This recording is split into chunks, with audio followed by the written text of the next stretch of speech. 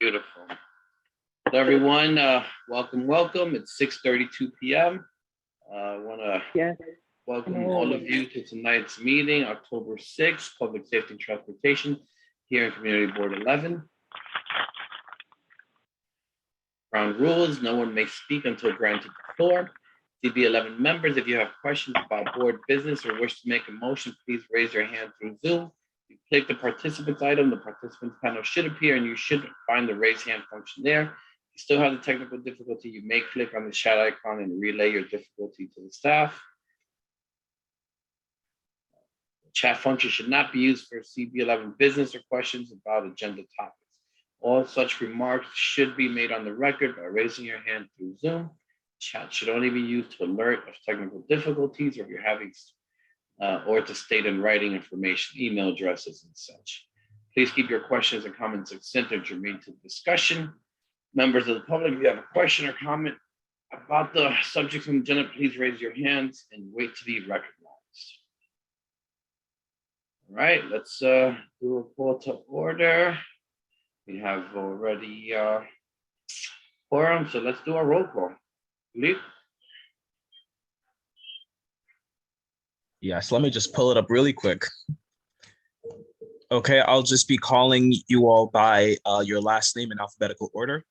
Jose Altamirano. Actually, Khalid, could you do both? I'm sure that we have some rather meticulous people on our community board that will be bothersome and say that the full name has to be so. Okay, sure. So I'll definitely go by the full names for sure. I apologize in advance for. No worries. I've heard it before, so I might as well. Will do. Understood. Jose Altamirano. Present. Kenneth Crouch. Present. Carlos Diaz. Osendi Garcia. Wanda Hopkins. Marissa Mack.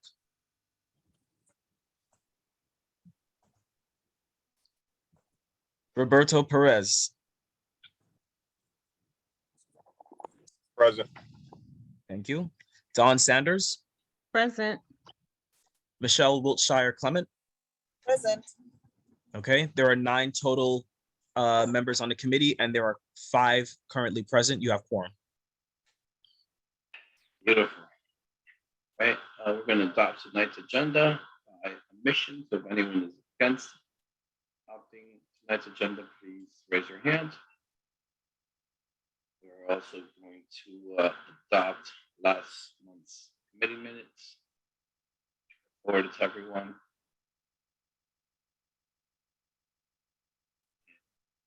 Forward. Get my screen a bit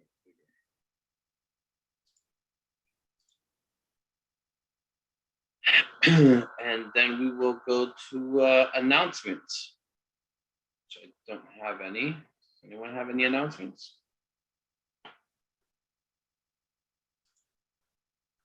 No? Okay, so we'll move forward. We have informational updates. Could I do a quick announcement? Of course. So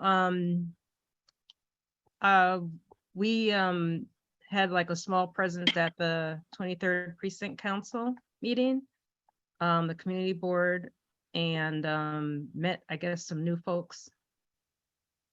And so it was a good meeting. But I think I will bring up in new business that I was really hopeful that Officer Gibbons was going to get some special shout outs at that meeting. And I guess the meeting was sort of structured in a different way. So just following up to that great meeting, I think Xavier was there and he spoke. I am going to be putting some new business out there regarding our own Officer Gibbons, because I really think it's time he gets some kudos for the decades he's been dealing with us.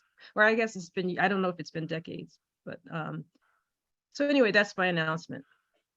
We missed you there, but. Thank you, Don. I wish I'd been there too. Thanks so much. Hey, With that, we will roll right into Pete. All right. Right. Thank you, Jose, and thank you all for having me again tonight. It hasn't been decades, but a good long time, and I've been honored every time to join the committee and share information. So let me get right to it and paint the current crime picture.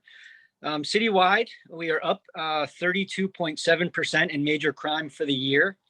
While that's still a very, very high and disturbing number, last time we spoke, or last time I was able to present, we were up 38.4%. So that was before the summer in major crime citywide. So roughly 6% decline over the summer. The numbers are trending in the right direction, and you'll see that as I go through the rest of the numbers. Murder citywide is down 13%. Rape is up 10%, but it was up 16% in June. Robbery, 36% increase. Felony assault, 16%. Burglary, 31% increase. Grand larceny, 43% increase, but it was, that's down 9% since June. So another big chunk out of one of our categories. And GLA, grand larceny autos, is up 36.7%, big number, but it was 51% in June. So another very steep decline from the beginning of the summer, that's showing that our numbers overall citywide are trending in the right direction. Shootings remain down in the city this year. They are now down 13.2% as compared to last year. Another category of crime that is at the forefront of a lot of people's minds is transit crime. Transit crime is up 41.6%. Again, a very ugly number. But the last time we spoke, transit crime was up 53.6%. So 53 to 41% during the summer months, or since the summer months. So a significant decline.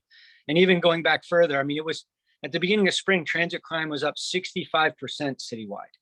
So, again, the strategies that are being implemented on the streets and under the streets seem to be moving things in the right direction, even though our numbers still are very high. On the 23rd precinct, getting more local here, we're up 24.6% year to date in major crime. It was 26.6% in June, last time I presented. So, again, it's modest, but we are trending in the right direction.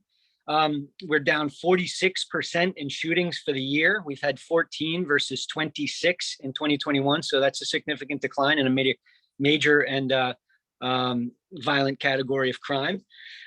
More recently, our 28-day crime report, we are down, we are up 21.4% this 28-day period, the last 28 days this year versus 2021.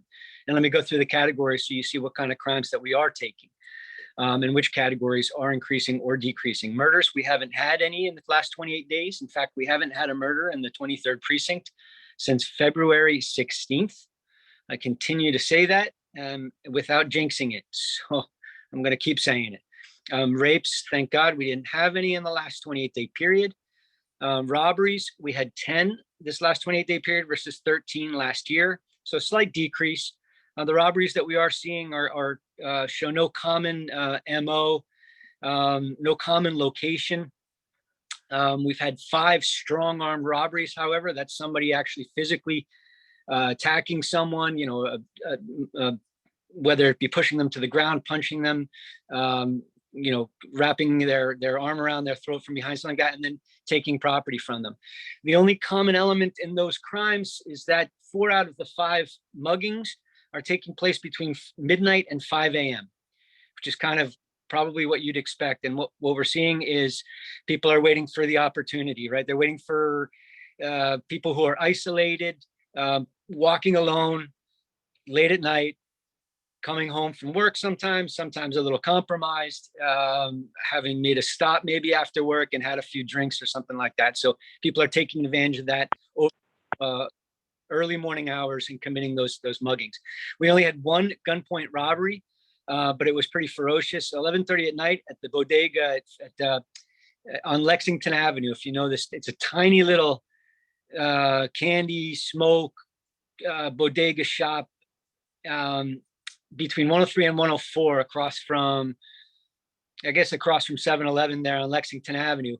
2 guys with guns came in, threatened the employee and went behind the counter and took $10,000 worth of cash. And the reason I mention the amount in this case is that one is it may not just have been lucky; they may have known what was going on. And two, just I continue to talk when I do get a chance to talk to our small business community. One of the very simplest crime prevention tips I give, and that they should be well aware of, but I still need to remind them because that's my job, is don't keep that much money in the store. If you generate that much money in a day, make sure somebody is taking it and making deposits throughout the day. If you generate that much money, and you leave it there overnight, you'll get burglarized. People have a way of knowing. Next category, felony assaults. We had 31 in the last month versus 32 last year, about even. And also, as usual, and sadly to report, half of those, 15 of them, were domestic violence related. And the others, as I mentioned too, we've been seeing a lot of this, whether it's the stresses of just life in general that we're currently living. 12 of those were fights that erupted into a felony assault because somebody used a weapon. And again, we see a little bit of everything: canes, ice pick, keys, mace, dumbbell, bleach, rock, a vase in one case. So those account for almost all of our felony assaults. We had only one shooting in the 28-day period, a non-life-threatening shooting. It was a 14-year-old victim who was struck in the back by a bullet. Now, the circumstances are pretty foggy, but it was definitely a gang-related incident where the victim was with a group from sort of the Lehman Carver crew, LA World, sort of the LA World connection there. From the west side of our precinct, they drove to 112 in Lex, which is the heart of Wooski crew territory. That's Johnson houses, Johnson and East River, and that axis there. So they drove there, and whether someone just spotted them from the sidewalk and recognized these people as being from another crew or from another development, or whether they were live streaming at the time, which happens a lot, because when you go to someone else's development, you've got to put it on social media to show that you've got the cojones to do it and to diss them and all the rest. And you're putting yourself out there and you become extremely vulnerable. So a whole mess of people surrounded this car, and it almost got extremely ugly when suddenly a gun went off. And we don't know whether that gun, we're currently investigating, the gunshot may have actually come from inside the car. And somebody inadvertently struck another passenger inside that car. That seems to be the most likely thing, although we do believe that at least one person from outside the vehicle did pull a gun. We just don't believe that at this time, we don't have evidence that gun went off. So that investigation continues. As I mentioned, it's a 14-year-old victim shot in the back, non-life-threatening injury. When officers responded, it was pretty terrific. They rendered life-saving services using gauze to staunch the bleeding in the wound, and it was pretty amazing response from the PD that did respond to that. Next category, burglaries. We had 23 in the month versus 11 last year, so a significant increase, and we are seeing significant increase in burglary almost every month, almost every year. It's just one of those crimes that is such a chronic issue with people being released. It's not bail eligible, people getting out, and that burglars are just burglars. That is what they do, and they go back to the same spots over and over and over again. Now, the only good news is that we're not seeing that many residential burglaries. We're seeing very few, in fact. Out of the 23 burglaries, 11 were construction sites or construction-related, like construction vehicles. 6 were NYCHA maintenance areas, and 3 were residential basement or storage. We did have 3 residential apartments burglarized. One was an attempt; they never got in.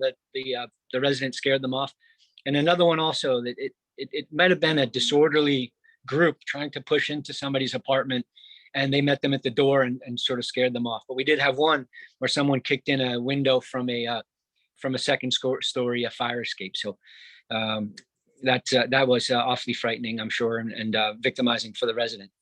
Grand larcenies, 49 in the 28-day period, a very, very large number, versus 37 last year. So big issue with theft. Another, obviously, it's not a bail eligible crime. We're seeing a lot of people getting out and committing the same types of thefts. In this case, unattended property is a big one. Let's not be too comfortable when we're out and about in commercial spaces. Okay, stores, bars, and offices. We're seeing a lot of people having things taken by opportunistic thieves, especially hospitals. If you're a hospital worker, or if you have family who work in hospitals, that's a location where people tend to feel extremely secure and comfortable when they're in their workspace. And we're seeing that a lot of times people are entering thieves are entering like secured areas and just taking stuff, laptops and purses and other property. So we had actually 4 grand larcenies in hospitals in the last month. Other categories of grand larceny that pop up: domestic violence, 8. People stealing from their loved ones or formerly loved ones. Catalytic converters, 8. We had 8 catalytic converters taken in the last month. That's a major issue across the entire city. Just in case you don't know, real quickly, catalytic converter is an auto part that's under your car. It's sort of like part of the muffler system and silences the engine noise. It's just another sort of catch and release crime. Unfortunately, people are getting arrested for it. In fact, we arrested a whole ring of a duo that were doing this crime that took like a dozen of them. This was earlier in the springtime, and they got out and they're doing it again. Unauthorized charges on your accounts, please monitor those accounts. We had 6 of those. Bike scooters continue to be a big issue. If you have an e-bike or a scooter, keep an eye on it. Mail phishing, something we haven't seen in ages, thank goodness, because the U.S. Postal Service changed all of the slots on the mailboxes, except for Fifth Avenue, it turns out. Please don't mail anything on Fifth Avenue. I have no idea how that slipped and how we didn't notice either, but they did not change the mailboxes on a stretch of Fifth Avenue. 110 and Fifth, 107 and Fifth, and consequently we had 3 mail phishing, check phishing, excuse me, crimes committed there, and we have petitioned the Postal Service to correct that issue.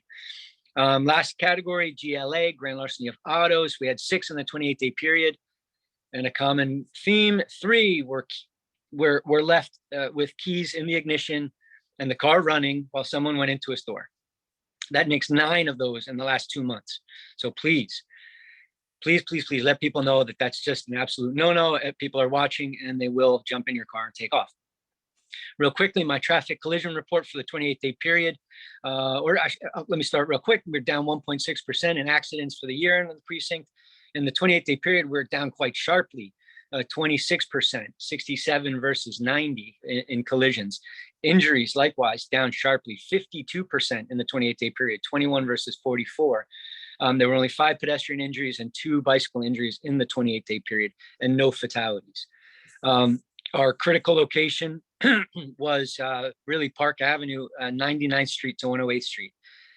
Not exactly sure whether it's northbound or southbound over there, and I'm not exactly sure why that has become a critical location.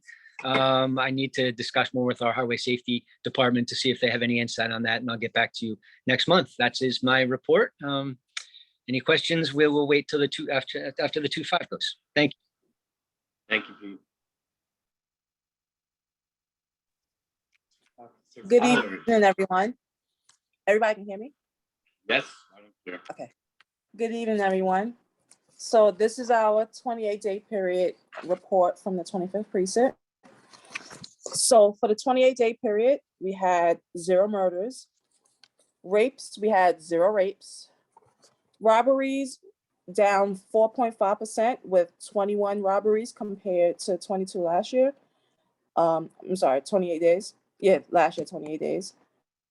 Felony assaults is down 46% with 26.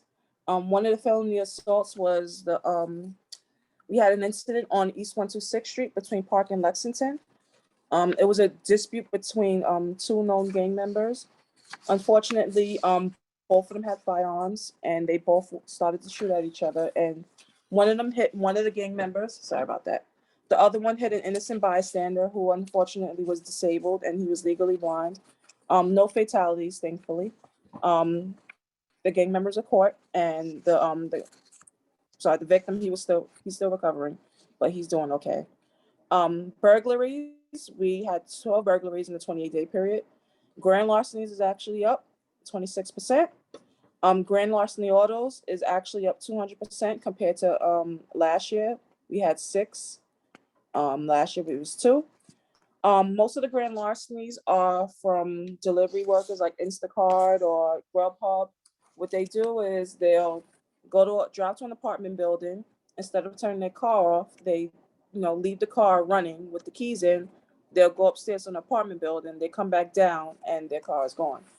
We strongly urge people constantly, like if you're a delivery driver or if you know anybody who has delivering things, please take keys out your cars to deliver. Even if you think you're going to be gone for 30 seconds, 2 minutes, whatever the time frame is, it's best to take the keys out the car and just, deliver the food and come back down. That's it for the crime stats. Traffic stats, collisions, we are up. We're actually down, we're down 15%, 89 compared to 104. Injuries, it was 32. And no fatalities. Most of the summons, we have a lot of summonses that we did a 125 Street initiative, which have been helping with the summonses and the traffic on 125 Street. We've been having like a lot of officers on every block, 2 officers each on 125 Street, from 2nd Avenue to St. Nicholas Avenue. So which has been helping with crime, which has been helping with traffic. We also have a mobile command on 124 in Lexington. So each day we deploy out, officers on every block, which have been helping with combating crime, quality of life issues, traffic issues, like I said before. So whenever you get off the train station on Lexington Avenue, 125 Street, you will usually see like 2 cops on each corner. We're also doing the same initiative on 116th Street as well. This is a new initiative that started maybe about like 2 months ago. If you get off the train station on 116th Street in Lexington, you'll again see 2 cops on each corner from 2nd Avenue all the way to 5th Avenue. This is to help combat crime. This is because there's been like a lot of 311 complaints about quality of life, a lot of 911 calls, again, about quality of life, the methadone clinics that's over there, some of the shelters that's over there, traffic and everything. So this has been helping combat crime. As we've been having like a lot of overdoses, mostly like on 116th Street and a lot in Marcus Garvey Park. So with myself, my partner, and a few officers in the command, we've been getting together with the New York Harm Reduction Program, which is on East 126th Street between Park and Lexington. We would do outreaches to promote the office that's over there, because you can, safely use drugs in there. They'll help you with, homes. They have showers, apartments, jobs. It's a transitional program where it'll help people who's, on drugs or heavily using drugs to get themselves clean. So we've been going a lot in Marcus Garvey Park, where we've been seeing like a lot of problems. Like that's where most of our phone calls been going to. We've been on 125 Street a lot, and we've been on 116th Street a lot. So if you have any like issues going on, like, specifically on your block or where you pass by to go to work, just reach out to us, and, we'll try to set up an outreach initiative there. Not only do they help, these individuals, like, get themselves clean, they also do a needle like cleanup, because the police department doesn't really deal with that. Sanitation doesn't deal with needle cleanup, it's usually only just the health and hospitals that usually do needle cleanup because of, health reasons. But they do needle cleanup as well. They're also looking for volunteers. So if you need any information in regards to that, you can reach out to me or my partner. I'll leave my email address. I'll leave both our email addresses in, and you can reach out to us that way. Our next community council meeting, which is every 3rd Wednesday of the month at 6 p.m. and is usually in the precinct. Our next one is October 19th at 6 p.m. Depending on the size that we get, of the size of the people, that want to come, we'll have it at a bigger place. And we usually blast it out. We'll let everyone know. We'll email everyone. We'll post it on our Twitter page or our website. so that way people can know. And that's it for my report. Thank you so much. Do we have any questions? Marco, go ahead. Hi, Jose. Not really a question. Just want to give a quick update. Want to go over first by saying thank you everybody for having me in this space. My name is Marco Perez Jr. I work at the Manhattan District Attorney's Office. I'm the East Harlem Community Engagement Coordinator. An update from our office. I know a counterpart, Kevin, has attended this meeting last month in September. Just want to give a quick summer update. We've done a variety of initiatives to address gun violence. We had a gun buyback on June 18th, in which we were able to, partner with the amazing work at the NYPD and an organization referred to as the Oyate Group, giving out prepaid cards for firearms. We recover over 78 guns in one day due to that collaborative effort in the community. Another event we did this summer was the Art of Healing. We partnered with Deputy Speaker Diana Ayala's office. We partnered with the Thrive Collective and PS7 to create a impactful creative space to address gun violence trauma through artistic expression, having a list of CBOs and attendance to exchange information and resources for the community, and art stations to have artistic expression, music, food, face painting, and arts and craft making. Lastly, but not least, I want to say thank you, Jose, for allowing us today. The Manhattan District Attorney's Office is going to be giving a special presentation that's called our Arrest to Disposition presentation. I know earlier on this call it was mentioned on what crimes could possibly be bail eligible. We want to make sure that we give a presentation on what it looks like for an individual to come in contact with our office from the point of arrest to their disposition. We have an assistant district attorney on the call. His name is Reginald Green. I know that we're taking some time to do that, so I want to succeed my time back to the floor to you guys in order to get to that presentation. Thank you, everyone. Thank you, Marco. Don, you had a question? Yeah, I put it in the chat because I was interested about 125th Street. I think that, I can't speak for most people, but in terms of my routine of walking around, it has seemed a lot less busy, a lot less hot. And I just wanted to point that out, that I have noticed that, and people have not complained to me as much about 125th, although, obviously we have to stay vigilant. But I was on 125th, and there was a shooting like right before I got there. And I don't know if do you work the 125th Street groups? Do you work across East and West, or because that's not all the way to St. Nicholas? Do you know anything about that particular shooting? It was like right in front of Planet Fitness. I think that's outside of the 2-5. Yeah, that's okay. actually the 2-8 precinct. Yeah. Okay. Yeah, but it does spread out from 2nd Avenue all the way to St. Nicholas Avenue. There's some things that happen here and there in between, but it's the whole east side and the west side. So do you you don't go to St. Nicholas, you go to, how far do you go on 125th? Well, we don't necessarily go to St. Nicholas because the 20th precinct stops at 5th Avenue. At 5th. Okay, okay. Yeah. When you said St. Nicholas, I thought maybe you knew about that shooting.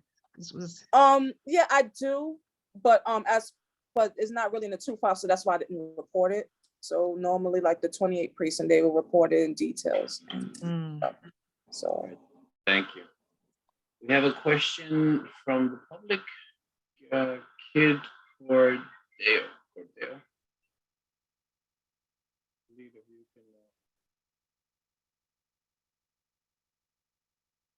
Kid, you hear me?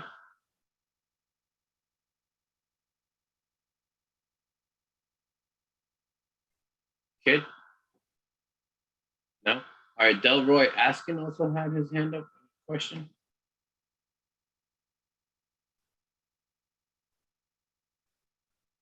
No? Okay, we'll move on. We'll get back to that.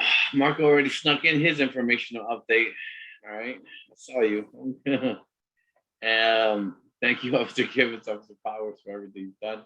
We're going to We also have DOT here. I think I saw Jackie on, if not Lyle. Jackie, do you have any informational updates for us? Just a few quick things. Can you guys hear me okay? Yes, loud and clear. Okay, perfect. Happy to be back up here in East Harlem. Thanks for having me. Fortunately, Lyle cannot join us today. So some quick updates for 117th and Pleasant Avenue. I don't know, I mean, I would imagine you guys have seen some of the What's Happening Here flyers that we have posted. DOT will be implementing, some ped safety improvements there, such as expanding the northern sidewalk with painted sidewalk extensions, maintaining the 2 travel lanes, and transitioning overnight parking regulations from the north curb to the south curb. So that's the update for 117th Street. The other thing, I know you and Lyle met with the precinct to do the walkthrough on 125th, and unfortunately I could not join you guys. But Lyle just wanted to confirm to see if we could do another walkthrough for 135th and 138th. Just wanted to know if the 28th of this month, that's a Friday at 4, if that would work for you. Let me get back to you on that. Okay. We'll touch base Yeah, to see what works best. We'll also Okay. dial in with Okay. Officer Powers. They like to be present. So we'll touch Yep, base that's to see it what's for my updates. All right, thank you so much, Jackie. Yep. And now we're going to move forward with our announcement for the show. So we are going to do our presentation, which is a little lengthy. We have an East Harlem Community Engagement Coordinator to the Office of Manhattan District Attorney, Alvin Bragg here. Well, thank you, Jose. Again, everybody, my name is Marco Perez Jr. I'm the East Harlem Community Engagement Coordinator on behalf of Manhattan District Attorney Alvin Bragg Jr. It's an absolute pleasure to be in this space. I'd like to formally introduce the presenter to this great presentation. He is the Assistant District Attorney at the DA's office, Reginald Green. I will pass the mic over to him so he can start sharing his screen. Essentially, we're giving an arrested disposition presentation, and I'll let him explain. Thank you for being here. No problem. Thank you so much for that warm introduction. As you heard, my name is ADA. I had ADA in front. My name is Reginald Green, and I go by Reg. The ADA is just so you know who's talking, but I don't want you to call me ADA Reginald Green. Reg is fine. I'm going to put on a presentation. Before I get started, I just want to give a little information about myself. Before going to law school, I was in education. I was a teacher and Teach for America in Miami. I came to New York to be the best, and I tried my best to do that. I was in charter schools here and dean of students throughout the early 2000s into the mid 2000s. Then I started my own charter school out in Los Angeles. And in that work, later becoming a superintendent, I realized that the law was the language of power. It is really where the decisions are made about people's lives, not only when they're children, but also when they're adults.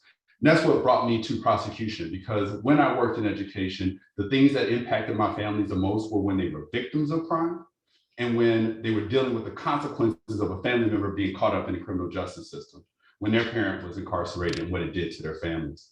And I had the opportunity to work in the Manhattan District Attorney's Office, now under Alvin Bragg Jr., who inspires me every day. I'm excited to be here before you. I live not in CB11. I used to be at 119th and First, but now I'm in Harlem. And so the community that you're living in is my community too, not just in title, but in reality.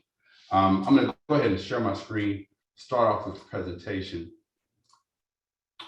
Okay, can you all see the presentation? Yeah, all right, great. So this is arrested disposition. I mean, I got this word ADA, Assistant District Attorney, was called Assistant District Attorney because I'm literally working at the behest of the actual district attorney for New York County. That's Alvin Bragg Jr. He took office here in January 1st, 2022. He's from Harlem, just like my wife is from Harlem. He's a former U.S. attorney. He's a deputy New York State Attorney General. That's what Letitia James right now. He wasn't with her, but that's the office that he was formerly a part of. And in our work in Manhattan, as a district attorney's office, we oversee every investigation and prosecution of crime that happens in New York County. That's Manhattan. We don't have jurisdiction over Brooklyn or the Bronx or Staten Island. It is New York County. That's what we focus on. And our goal and the cited goal of DA Bragg Jr. is to focus on achieving safety and fairness for all. That is our goal. And to do that, we have a lot of assistant district attorneys like myself, over almost 500 of us, and over 1,000 professional staff like Marco, who support us in the work that we do, whether it's handling an arrest, handling an investigation, dealing with all the evidence we receive, or supporting our victims and our witnesses when they're going through the criminal justice system, and also supporting the community to understand what we're doing to make your community safe, how we're responding to your feedback, and you knowing what we're actually doing. We have 3 locations. We have, of course, downtown, 100 Center Street, where all the action happens, where the courts are. But we also have Harlem office that's at the Adam Clayton Powell State Building, and we have our office in Washington Heights. I've used all 3 of those offices. I'm mainly stationed in 100 Center, but I've used those other offices to be in the community so that people don't have to travel all the way downtown to talk to someone like me. We have tons of different areas. As you all know, New York City is the greatest city in the world. I believe that. I know I might be in a minority, but I believe that. And in the greatest city in the world and the most populous city in the United States, you're gonna have a lot of different types of crime, right? So we have lots of units to deal with the particular crimes and incidences that happen in Manhattan. That's everything from police accountability, where officers have overstepped their bounds and may have committed a crime. We have an accountability unit for that. To fraud, white collar frauds. People are stealing welfare checks, or people are making fake checks, or folks are inflating the value of their property. We investigate and prosecute those cases. And of course, the trial division, which is where I'm at. I've been in the trial division nearly 5 years now. I handle all types of crimes. And if you look in this bottom left corner, you'll see them. This is, we have all these different sections, including animal cruelty, all the way up to homicide. And in the division I'm in, I handle, I work on homicide call, and I deal with some homicide cases with the lead homicide assistant, and I handle all street violent crime. That's the unit I'm in. But we have all of this happening at the same time, even down to cold cases, or to our law programs, where we actually teach people how to become prosecutors.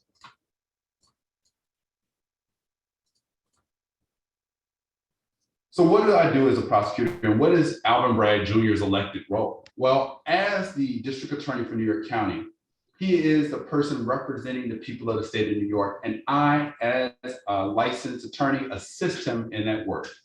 We deal with police officers, witnesses, and victims of crime.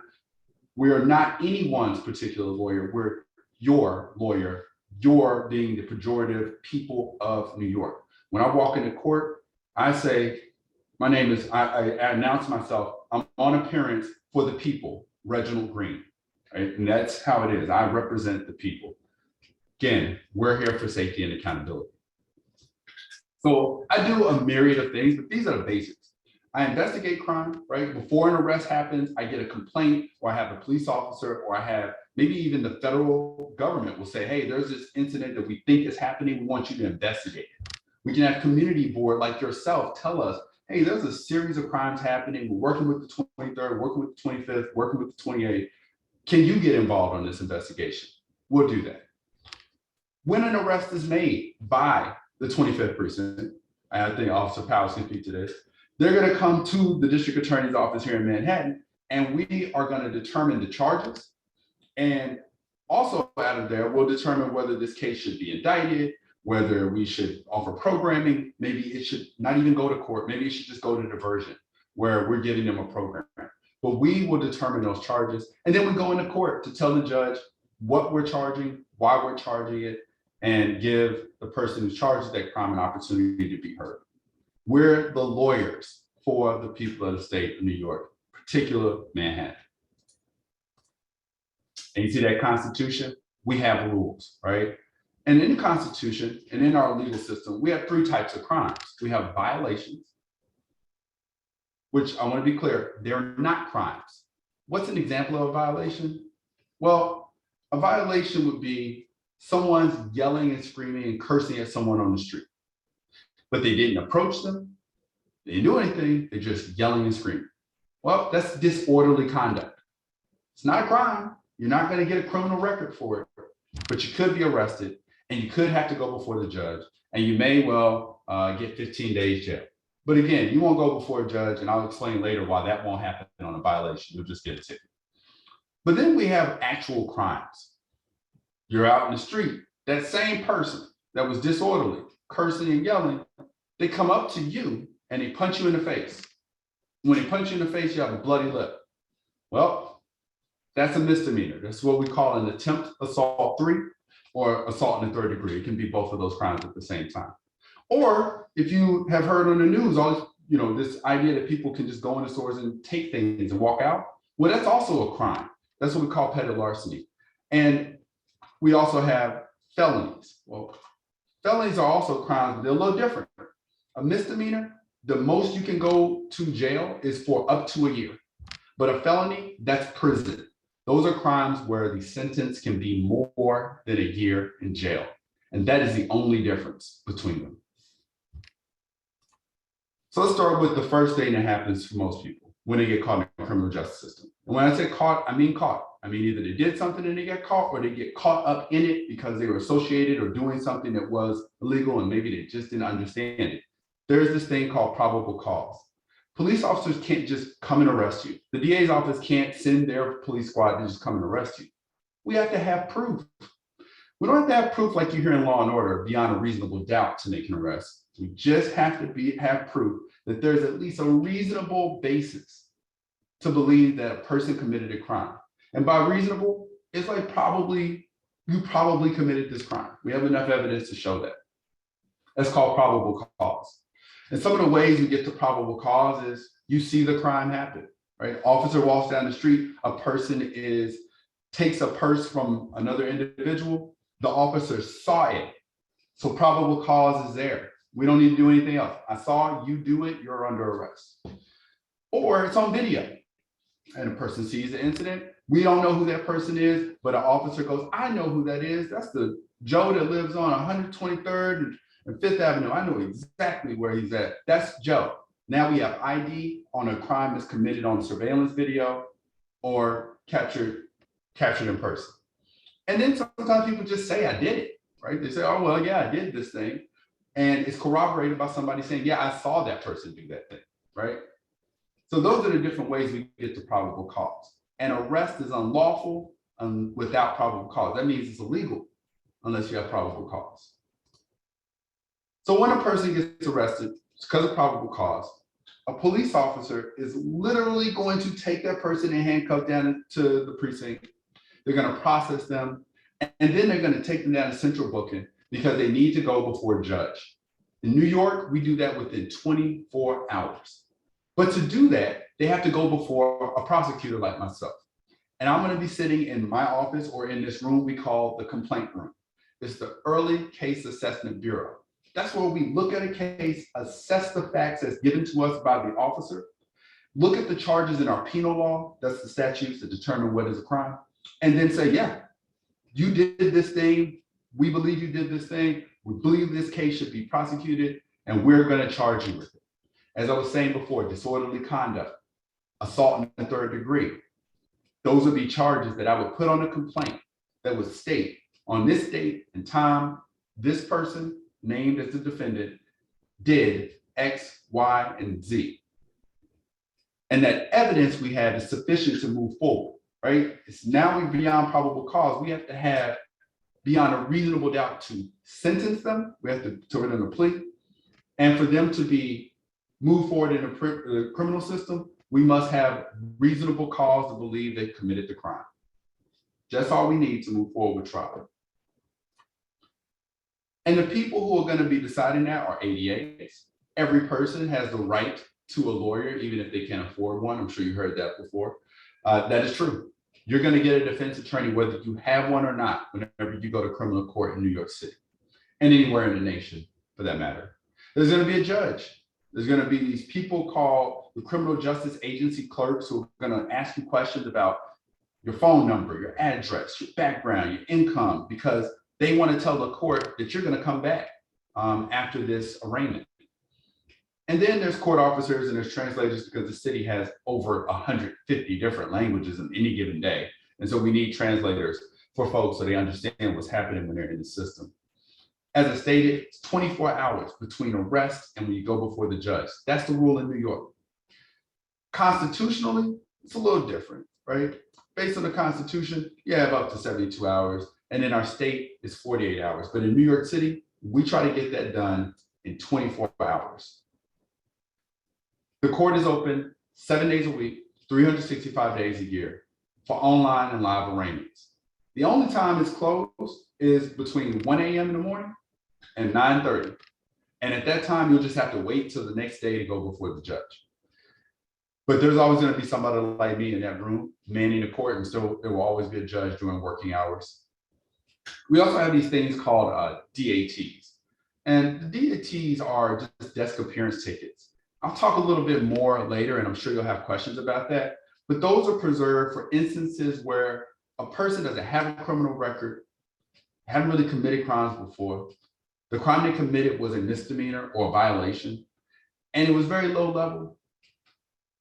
That's under statute. You get a desk appearance ticket. You won't go to jail that night. You'll be in central booking for a couple of hours. You'll go into the judge.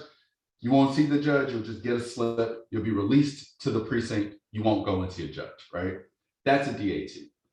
But if you do see the judge and you have an arraignment, you're going to get a release on your own recognizance. You're going to be released to supervised supervision, or you're going to get bail, right? Cash bail. And that is only until you return to court. That's for people who don't have phone numbers, folks who have a history of not showing up to court. They're going to be eligible for bail. That's under statute. We are only two states in this country that do not use the seriousness of a crime or the charges that were made to determine bail. Bail is only about whether you're willing and able to return to court dates. That's it. And that's unique. And when we talk about bail reform, I'll explain why that's unique and how that affects what you see on the streets. But eventually with that DAT, you're going to go before a judge. And when you go before the judge at that arraignment, you have to say, I'm guilty or not guilty. And once you say that, it moves on a track, whether it's misdemeanor or violation and felony. Well, what's the difference between them? Here's the difference. And just follow me along. I'll use my little laser pointer here. When you get arrested, you come to that room, right, where it's going to be me, prosecutor, and an officer. We're going to talk about what the officer found out when he investigated you and arrested you. I'm going to look at that, assess the evidence. I might say, you know what, officer, you don't have enough evidence here. Not even for probable cause. I don't really think this person did it. I don't think they did what is stated in the law for us to charge them. So I'm going to decline to prosecute. Literally, I'll say, we are not prosecuting this person. They are released. But more often than not, the officer has enough evidence. They have met probable cause. There was a lawful arrest, and we're going to go to criminal court for an arraignment. At the criminal court stage, if I mess up on a complaint or there's some kind of error, then the judge could dismiss it. But I want to promise you right now, that almost never happens because we have great ADAs who don't make those kind of mistakes on the complaint. So it's going to be a misdemeanor or felony. Again, misdemeanor, less than a year in jail, felony, prison. Think homicide. Think someone hit someone in the face with a bat. Think someone gets shot. Someone has a gun and they're caught with it. Think of those things when you think felony. These are dangerous, serious crimes. Someone's embezzled $100,000. That's a felony. Misdemeanor, it's the stuff you see probably every day. Someone steals from the Rite Aid. Someone is smoking crack cocaine, or they're snorting cocaine, or they're shooting up heroin or fentanyl on the street. That's a misdemeanor, right? That's less than a year of jail. Well, if it's a misdemeanor, because it's low level, you either plead guilty or not guilty and you move forward to trial. And there are a series of things that we have to do to be ready for trial so that the case can go to trial. But if it's a felony, that's different. Felonies are serious and they require a bit more proof before we go to trial.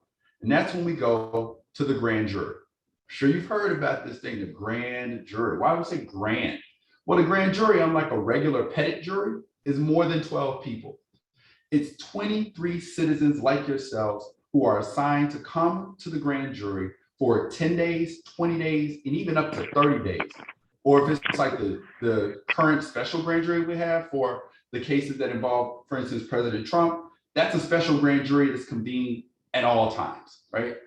So those people sign up to do it. We're not forcing people to do it. We ask them if they're able to do that, and they say yes, and then they show up. And they're all just random, regular people in New York.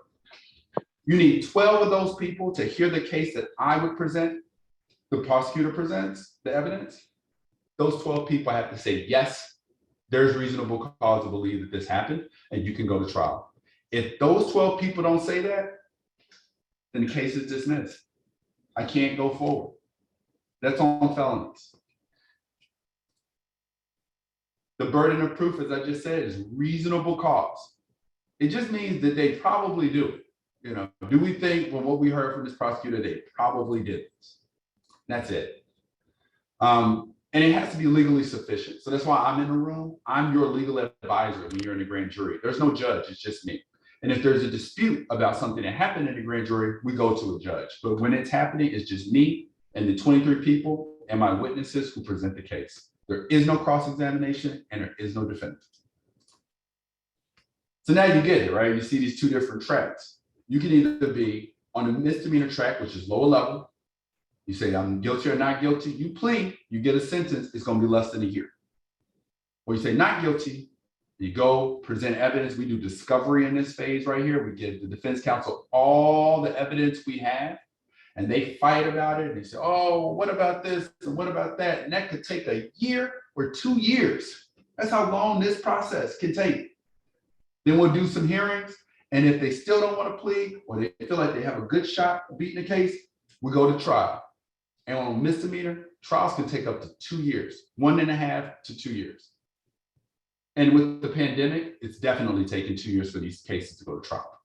Or they're dismissed, or we come to a resolution. Felonies, different story. You have 6 months to get a felony to trial. Misdemeanors, you only get 90 days. And so there's all these rules around it. It's in the penal laws. Not that important for me to go through it, but it'll start and stop the clock. And so those 90 days are really more like a year. And those 6 months are more like 3 years, just based on all the motions and all the practice and all the stuff we do as lawyers. But that grand jury either dismisses that case or indicts the case. You heard that indictment before? It's when you get like a paper that says you are charged with this felony. Well, when that happens, you do another arraignment. Now it's in Supreme Court, it's the big court. This is the real deal. You are now being charged with the felony. You have to plead again, guilty or not guilty. If you say you're guilty, there's going to be a sentence, and there are a bunch of guidelines for those sentences that in many cases make it so that you have mandatory prison time. There's nothing I can do and nothing the judge can do. It's mandatory. That's on really high-level cases like murder or rape in the first degree, assault in the first degree, what we call C-level violent felonies. But if you plead not guilty, we're going to do that same process we did here, just over a longer period, because there's more time given to more serious cases in the law. And then we get to motions, and then we'll actually have a criminal trial. The only difference between these two trials is you have 6 jurors here, and you got 12 jurors here.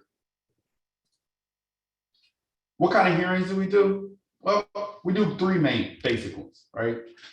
Police took something from you, right? You had a gun, I took the gun, it was off your person. You have a right under the 4th Amendment to not have your property seized without a warrant, unless there is probable cause for an arrest, in which case I can frisk the person for weapons and you can take it.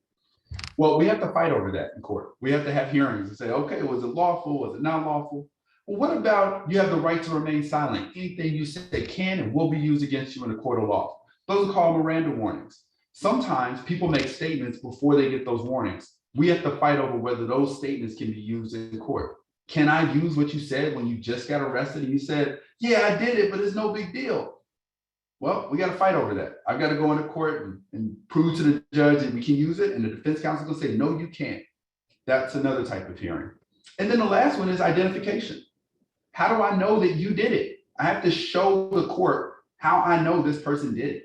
I can't just come in there and say the person did it. I have to have someone actually do a procedure so they know that that was Marco Perez. I know him. I can confirm that that's his identity. If we can't prove that, then that's thrown out and that case will probably be dismissed. And that's why the hearings are so important, because they determine the evidence we're going to have at trial. So we've broken down 3 different levels of proof. You got probable cause to make an arrest. Then if I want to indict the case, right, it's a serious case, need to go to the grand jury, then I need reasonable cause, and it has to be legally admissible evidence. It can't just be hearsay. It's got to be real stuff. And then, of course, if we go to trial, I got to prove it beyond a reasonable doubt. If there's a reasonable doubt that this person did the crime, then you must acquit them. So like you've heard all these things before, everybody's presumed innocent until proven guilty. That's true. That's why bail reform was established. You know, now you cannot be held in on bail for a misdemeanor unless it's a sex crime. This is forcible touching. Someone grabs someone's behind on the train. That's forcible touching, and though it's a misdemeanor, that's bail eligible. Or you violated order by the court, and that order was because of domestic violence. Then it's bail eligible. You know, these court orders are taken seriously, and you're not taking it seriously, so that means you may be a flight risk. So now we can ask for bail. And you might also harm this person that we told you to stay away from, and you went and violated that order. So you're eligible for bail. And the third way you can get bail is if you've done the same thing multiple times. Like you've harmed someone once, got arrested, you go and harm somebody again, you get arrested. Well, that second time, I'm asking for bail. Okay, that's called harm on harm. Not allowed. But the judge is the person on the bench who's going to decide bail. I can ask for $1 million of bail, y'all. It doesn't mean it's going to happen. The judge has to decide it based on their factors, which is this person going to come back to court? Okay, it's not whether they're dangerous, it's if they're going to come back to court. And just to give you a sense of how different that is, 48 states in this nation do the opposite. It's about seriousness. It's about your public safety, whether you're going to commit another crime. It has nothing to do with you coming back to court. We are one of 2 states that do this. So when bail reform happened, it really accelerated this in a sense, because now we're really saying that people deserve the right to be out. And if they miss court, then that's why they should be held in. And the purpose of doing that is to make sure that they finish the case. You know, don't commit more crimes while we're waiting for trial. Right, Reg. And if I may interject for 2 seconds, you know, this is a very important topic. Could you go a little bit into depth about the judge's usage of least restrictive means to have somebody come back to appear in court?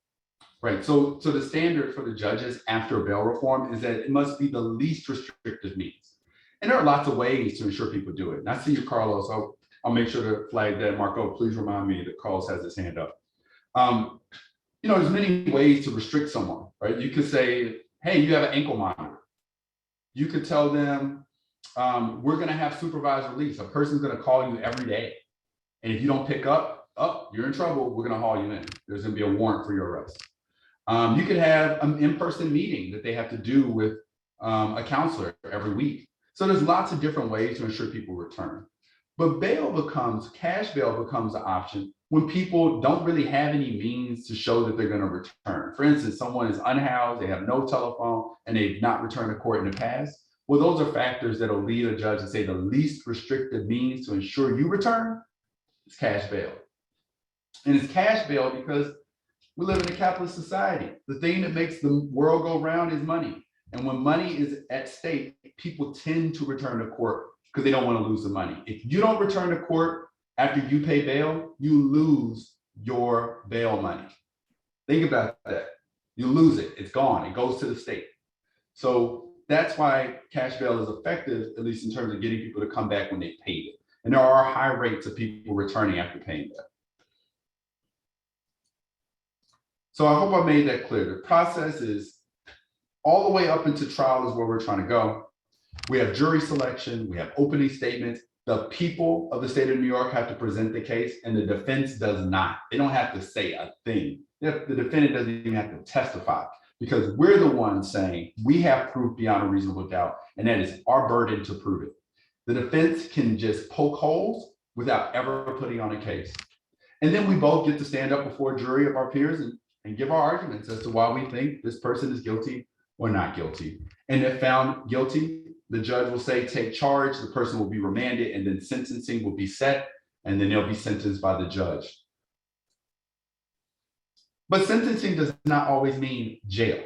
Sometimes a sentence will require an alternative to incarceration. That happens in these courts here. We have an alcohol and drug treatment court. We have a mental health court. We have a court part for young people under the age of 25. We have a veterans court now, where it's just specifically for folks who have been veterans, because we know they have specific and endemic, like long-lasting problems that are associated with their service. And so we have courts that keep in mind those specific needs, and PTSD is like one of them. And then we have restorative justice, which is a way for both parties, the person that's been harmed and the person that did the harming, to talk and work it out. But that still means the person is going to have to plead and be upfront about what they did.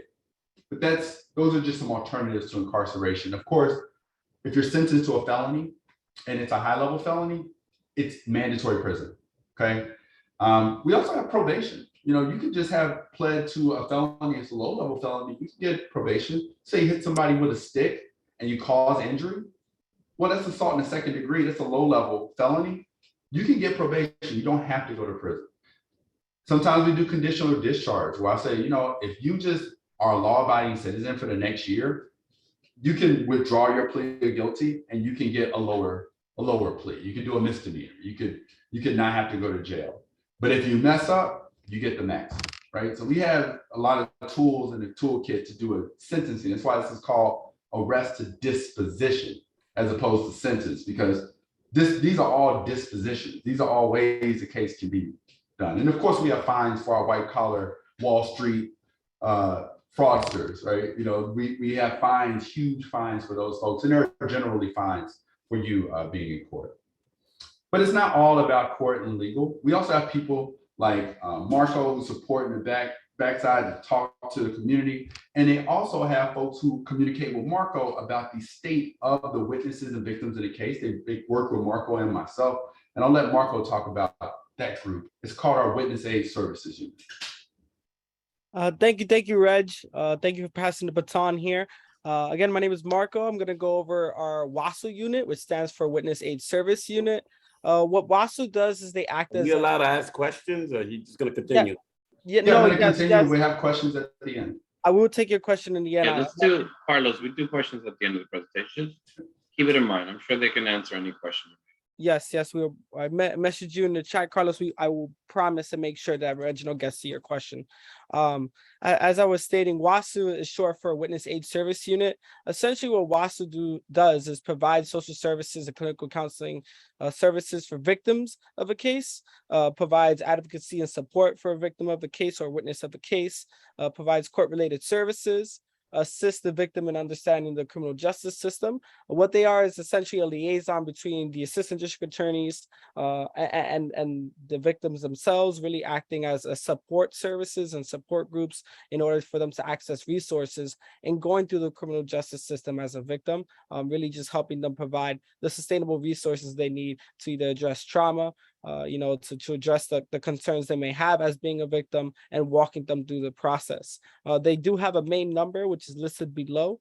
It is 212-335-9040. Specifically in the month of October right now, we have an array of presentations, but WASU is giving special presentations for Domestic Violence Month. We would really want to make sure that every community is aware of the resources that are out there if they happen to be victims of domestic violence, how to either prevent domestic violence, point out certain aspects within relationships that may constitute domestic violence. And as Reginald mentioned before, my role at CPU at the Community Partnerships Unit is if the community members would like to have presentations or would like to learn more information about WASU, the Witness Aid Service Unit, please do feel free to contact me and I'll be able to make sure we have a presentation and some informative services for people who might be potentially victims to crimes. Thank you, Reg. I'm going to pass it back off to you.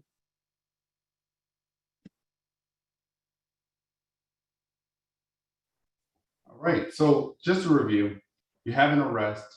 You're not going to be charged until you meet with it, until the police officer meets with the assistant district attorney. We'll figure out the charges. Then you go before the judge to say you're guilty or not guilty. And then the criminal trial process starts.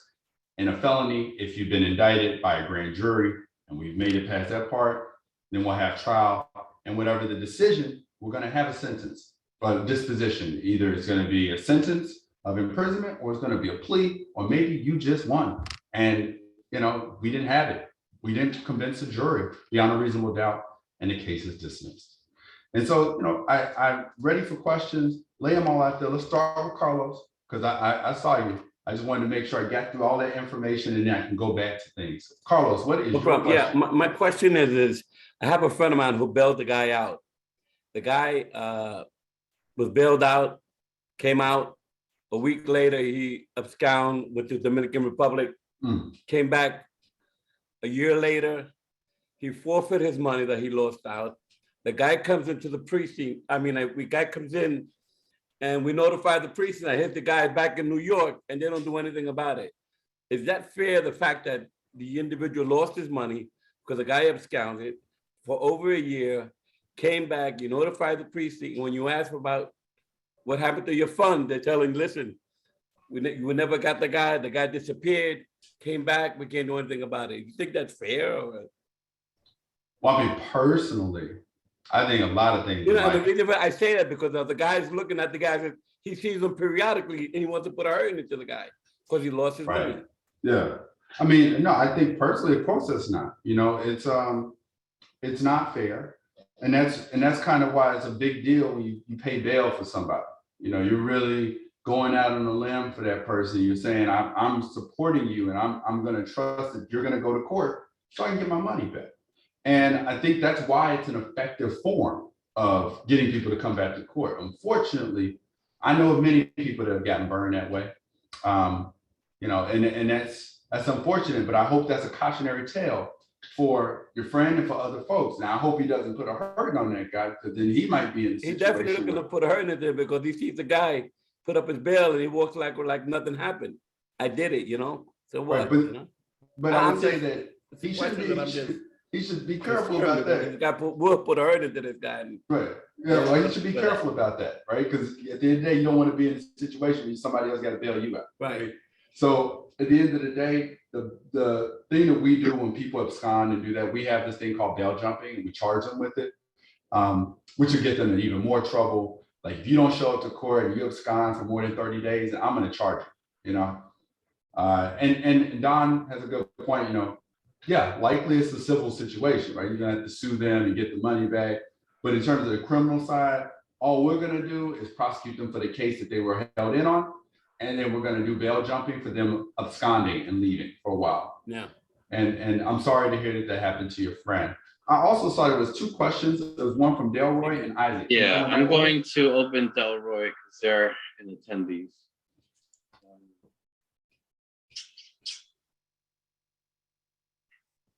So I just put you to unmute. Is that for me, Jose, or for Delroy? I have you as well, Isaac. We have you right after Delroy. No Hello? problem. There you go, Delroy.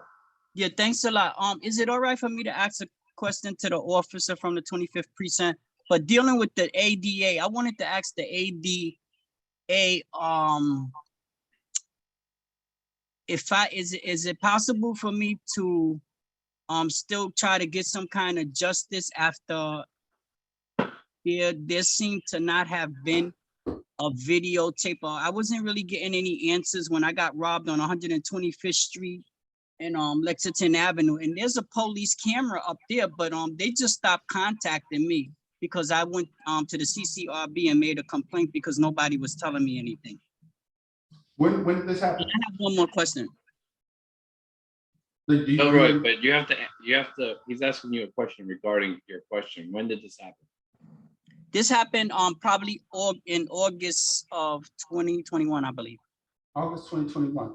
Well, you know, what I can do is I can just look in the files and see if anything came to our side, but I would always suggest that you just go back and go to the precinct, talk to the folks, because if you made a report, it's on file, right? Like that, anytime you make a complaint and you actually meet with an officer, it's on file. And you can always go back to that. If it hasn't gotten to my office yet, well, then that means we haven't, a person hasn't been arrested for it. So, You know, so the problem to me is I went to the 25th precinct, me and my home attendant.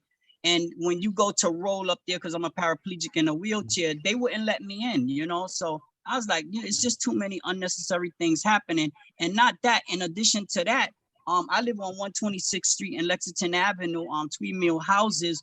And 2 officers came out of the pharmacy and they took a picture of the actual person that robbed me. This sounds like they're doing a lot of investigating there, right? They got a picture of the person, they have some video. For the longest. It's sometimes, I can tell you from personal experience, prosecuting cases, it's hard. Like sometimes we don't find the person, right? Like we have the evidence of the person. We're like, we believe it's this person. We think we've got it, but then we got to find them, right? So we have some tools, we have facial recognition technology, but it's not that great. In particular, isn't great with people of color. So we don't often get very good hits on that.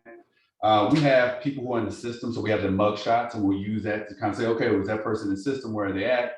And then, the police go by these places. If they know a person is an offender and they have them in the system, they knock on their doors, they go to different places. But if a person just moved to a different location, change their phone number, and they don't go to the same places anymore, it's going to be hard to find them. And that, unfortunately, in a city of 12 million people, it happens every day. But it doesn't mean that the police didn't actually do an investigation or that they don't even know who the person is. They might know who the person is, just can't find them. I don't know the situation, though. I'm just speculating based on what you told. Okay, so thank you. I'll stop back to the 25th precinct. I wanted to ask one more questions regarding the officer that was speaking earlier. And I think Roy, they're it's just a quick question. I understand, but the officers are no longer here. Oh, okay, all right. So if Thank you'd like, you can message me your information and the question. I can get you in contact with them. Or if you look in the chat, Officer Powers put her information there as well as Officer Cosmes. It's So not coming up in my you chat. can email them. They put it to everyone. And I'm gonna copy and paste it, and I'm going to put it again. Okay, thanks a lot. The thing is, they're no longer here. That's why. Okay, all right, no problem. I'll wait All till right, like done. next month or just stop by there. No Thank worries. you. Thank you, guys. All right, next we have Pastor Isaac Scott. What's going on? Good to have you with us. Yes. I'm gonna do my best to start being present at these meetings more often. So, Reg, thank you for your presentation. Very. It was good to hear you go through all of that for folks to understand sort of the processes in some of this. So I did some time myself, so I know a lot about the system. So parts of me was like, yeah, that's what is supposed to happen. Not always happens, but that's process. But I guess I had a systemic question. Now that we have a new ADA, not a new ADA, a new DA, and you being there with him. This is more specifically towards prosecution and the DA's office deciding who and what to process and ensuring that we're working to offset the racially biased prosecution that we've seen in New York City, especially in Harlem. So what is like the DA's, and especially you two being someone who actually sits over cases and prosecutes cases, what is the DA strategy to ensure that there's no longer a racially biased approach to who and what is being prosecuted? And I'm thinking specifically like crimes like self-defense claims, as we've seen earlier in the year. There was an incident in the bodega where the DA decided not to prosecute.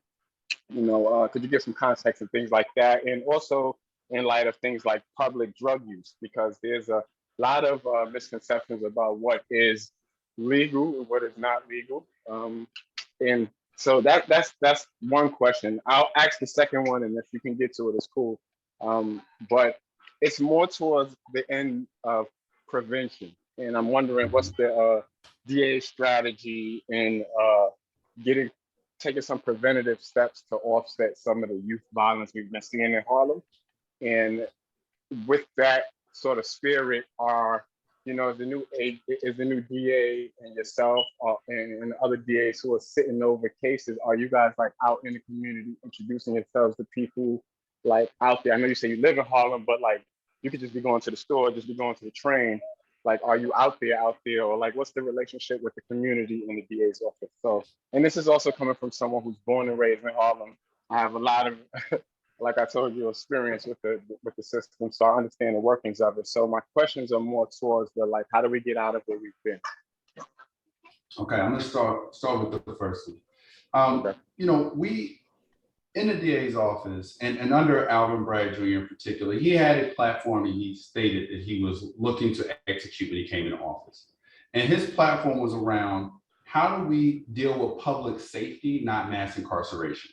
How do we focus in on actually supporting communities that are struggling with multifaceted problems? And I think you understand what I mean by multifaceted. You have poverty, you have poor schools or poorly funded schools, you have terrible housing or no housing. You have transient populations that are coming into the community who are unemployed, in New York City, African Americans in particular, but also our brothers and sisters who are Hispanic are double and triple the national average in unemployment.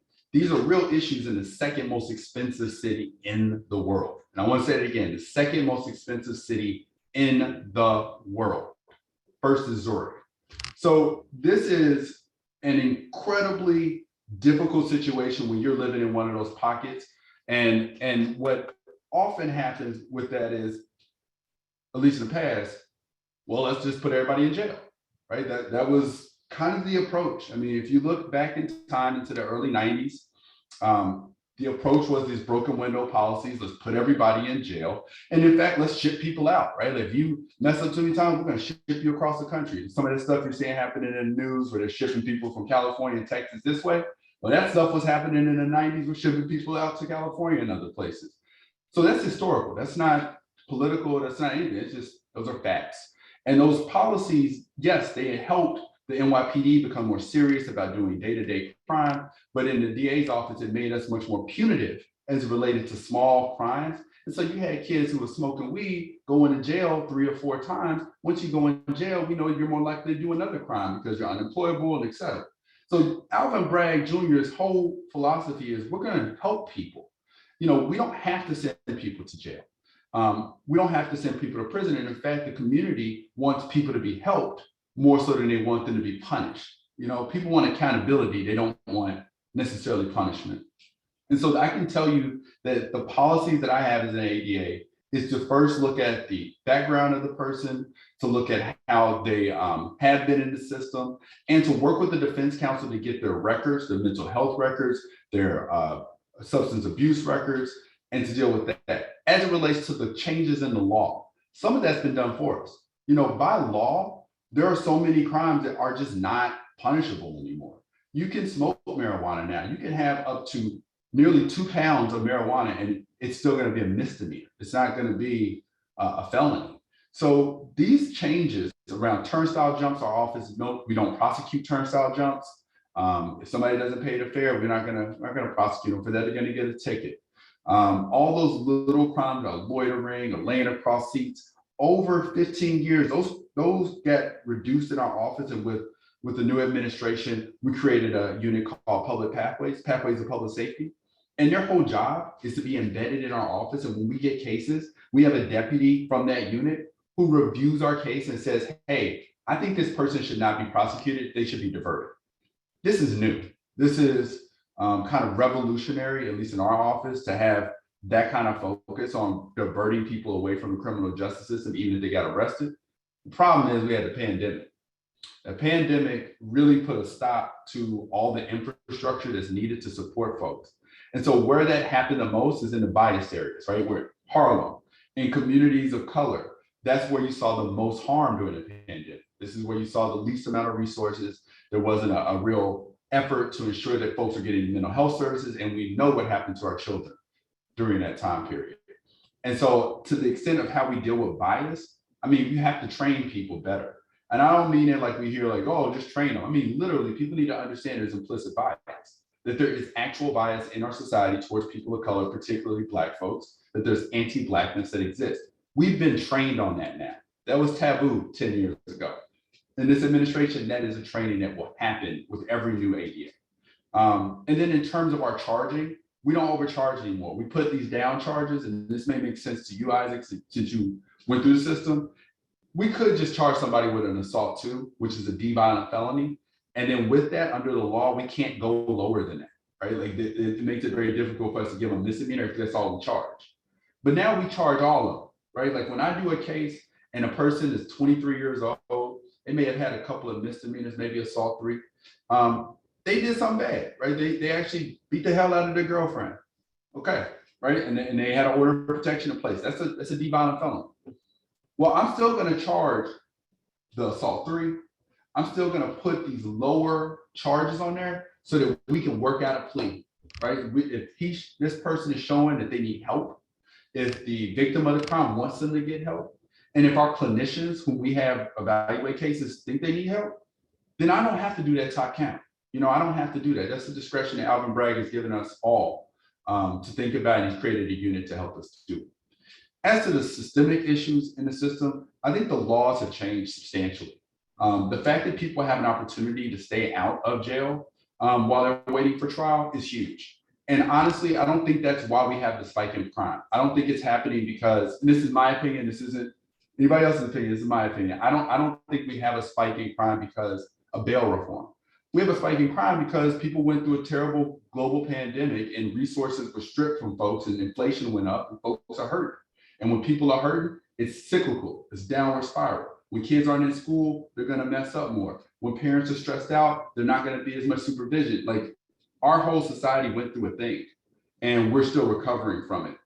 And the laws that went in place did not set up for infrastructure to deal with the fact that we're gonna have people out who are struggling. And you know, that's just a fact. And over the next 2-3 years, I think we're gonna see some significant changes. We'll have data that tells us that these things are working or not. And if the things we're doing, like giving people programming, not putting them in jail for their first or second offense, if that actually isn't working, then we'll change it. But we got to give it a shot first. And that's where we've been starting. And then Isaac, I feel like you had the third one, and I don't know if I answered it.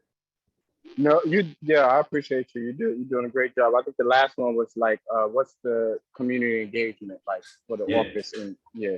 So, I mean, I love this. I wish I was in person with y'all, honestly. I mean, you know, when you're in face-to-face with people, you know, you get through this little electronic barrier, you actually understand that we're just New Yorkers. We're living here, we live together. I'm doing a job, the police officer's doing a job, we all just doing a job. And your worst deed is not who you are, right? And your job is not who you are. You're a person first. So I do this. I think a lot more people in my office should do this. I think that when folks live in the city, like in Manhattan, as opposed to living in Brooklyn or Bronx, they get a different sense of what they're doing in the job. Honestly, it's just so expensive. It's very hard to get ADAs to live in Manhattan. I'm fortunate that I have a wonderful spouse who decided to go in the private sector, so I can be in Manhattan. But you know, I'm fortunate in that way. A lot of my colleagues are not, and I'm older. You know, I had a whole career before this, so I was a little more established and could live here. But these presentations and these opportunities to connect with people, it really changes folks. I've seen my colleagues when I convince them to do this, then they were all hard about, oh, these people are just committing crimes. And it's like, no, they're not these people, it's your people. This is your community. And then you start going to these meetings and you're like, oh man, you know, I hear that. Like, I'm gonna think differently about that. And I've watched people transform by doing these kind of presentations. Having Alvin as a DA is huge though. He's from Harlem. I think that makes an impact. I think he understands not only what's happening to people who are victims of crime, which I don't want to stop y'all from thinking. That is my focus. When somebody gets hurt, I'm first thinking about the person that got hurt and then I think about the person that did the hurting.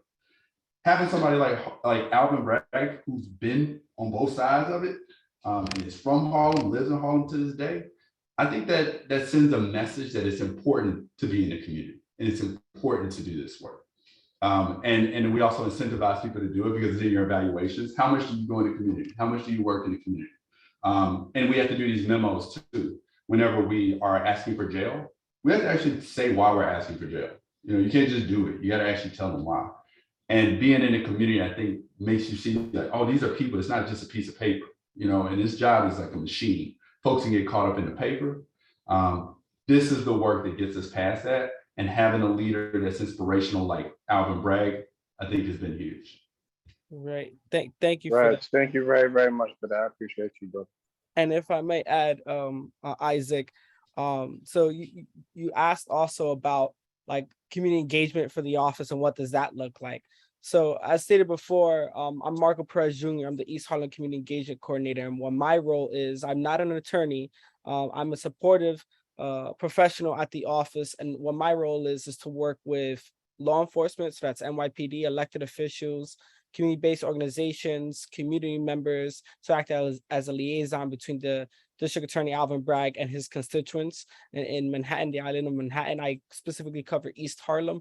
And doing that, so, I'm tasked with having a consistent presence within the community to address public safety concerns, to be in meetings like this and to have an assistant district attorney as amazing as Reg is to come into these meetings and explain what the DA's process is from arrest to disposition, or give a various different presentations we offered at our office. So people are informed in the community how the DA's office is in all of the realm of this, right? We're trying to understand the criminal justice system. We're trying to understand how people once get in contact with the criminal justice system. What does that look like? And we know everybody has concerns and has some questions. So my job is to make those connections, make that happen, have somebody from the DA's office be out there in the community along with myself to collect those issues and bring it back to the DA. Yeah. Thank you, Marco. And yes, I've seen you at a few other meetings. I appreciate your updates. The reason that is particularly important to hear this from Reg is because there's usually a disconnect from folks who hold your position, who are more tapped into community work than the actual prosecutors. So it was important, to hear what Reg had to say about those particular questions. So definitely appreciate you. But it's sometimes we got to hear it right from the person who might be giving somebody some time or not giving somebody some time. Of course. Thank you, Pastor Scott, Marco as well. ADA Reginald, thank you. I appreciate your enthusiasm. And more than anything, this information, because I think this information is very pivotal.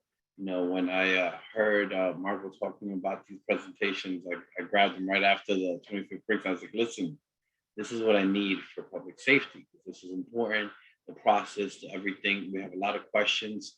We had questions about bail reform, which you also heard some of those up. And, bail reform will be something that this community board will continue to tackle and speak about, because obviously it is affecting our community. But we appreciate all the information that you're providing us, so that's why we appreciate so much you being here today, dear. Marco, you're always with us, so thank you. But if I didn't hear it from Marco, this wouldn't have happened. So we enjoy this community interchange and having you with us. So thank you. Of course, thank you, Jose. For having us in the space. Thank you, Reginald, for conducting an amazing presentation. Looking forward to doing this in the future. If anybody has any questions, comments, or concerns, I put my information in the chat. I'm that person that's always out there to lend a helping hand. I always say, in order to cross the finish line, there's only one way to do it, and that's together. So we're here to help and glad to be in this space. No, absolutely. I think in a few months, I think we'll ask for it again. I think this time we'll invite. We had a couple questions, and I had them written down, certain individual groups, tenement presidents, things of this nature. They wanted to know what the process was like currently, right? It's changing. It's always changing, as it should. So thank you both for being here. Thank you so much. I really appreciate it. This is the best part of my job. So thank y'all so much. See you next time if you need. Thank you. Take it easy, Reg. Thank you. All right, Khalid, we're going to move forward with our agenda as the time, it's 8 o'clock. We have a couple more things. Did he put his information in the chat? Because I had a question, but I didn't see it in the chat. Marco's information is there. Reg?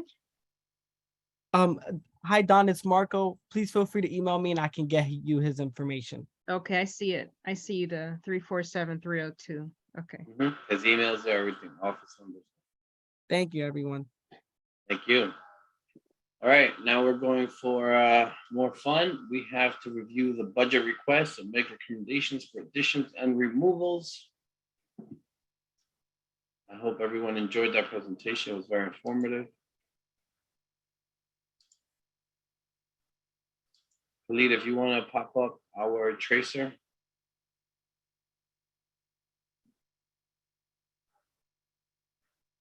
I know everyone wants to get some rest. Make this painless and move forward to this. We have our chair Xavier with us as well.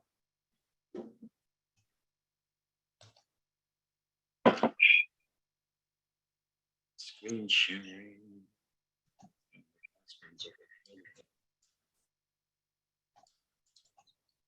Okay.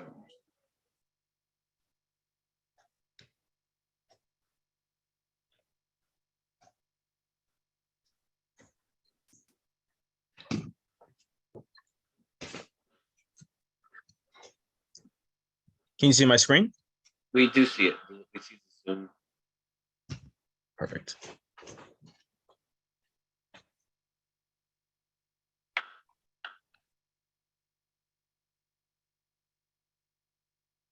What we don't see are the trackers. You don't see the tracker? No, we're looking at your screen. It says Zoom Solutions. Wow. Okay, give me 1 second. Yeah. Stop.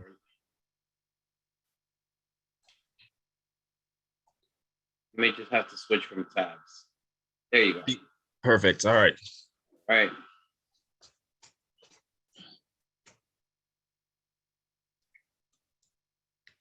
Make these smaller, these bigger. All right, there.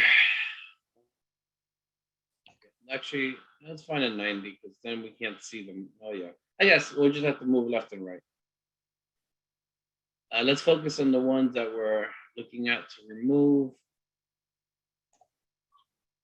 Okay. Let's see if I can actually make it smaller for me because. Yeah, there we go. We can see a little bit. Perfect. Okay, let me see if I can freeze.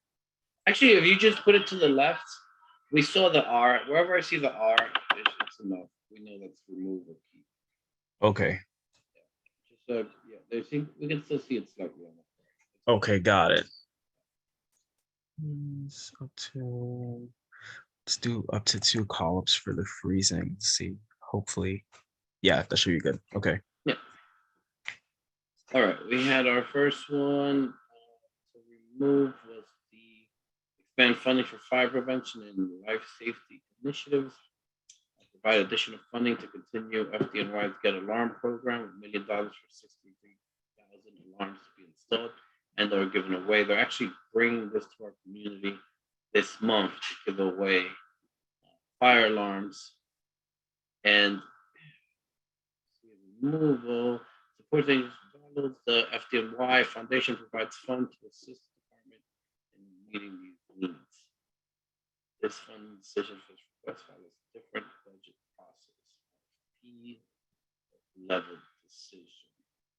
I think we always knew that. The reason we kept it there is because they wanted our support. The FDNY in particular. That's how long I've been in this community. So we knew that process goes through different channels. And so now if anyone has a question, we're dealing with the FDNY. Let's, you don't have to raise your hand for this, and let's just have an open dialogue for the members. Oh, Dawn, you're making me hungry. I'm jealous. All right. Anyone have any questions about the fire department? The first one were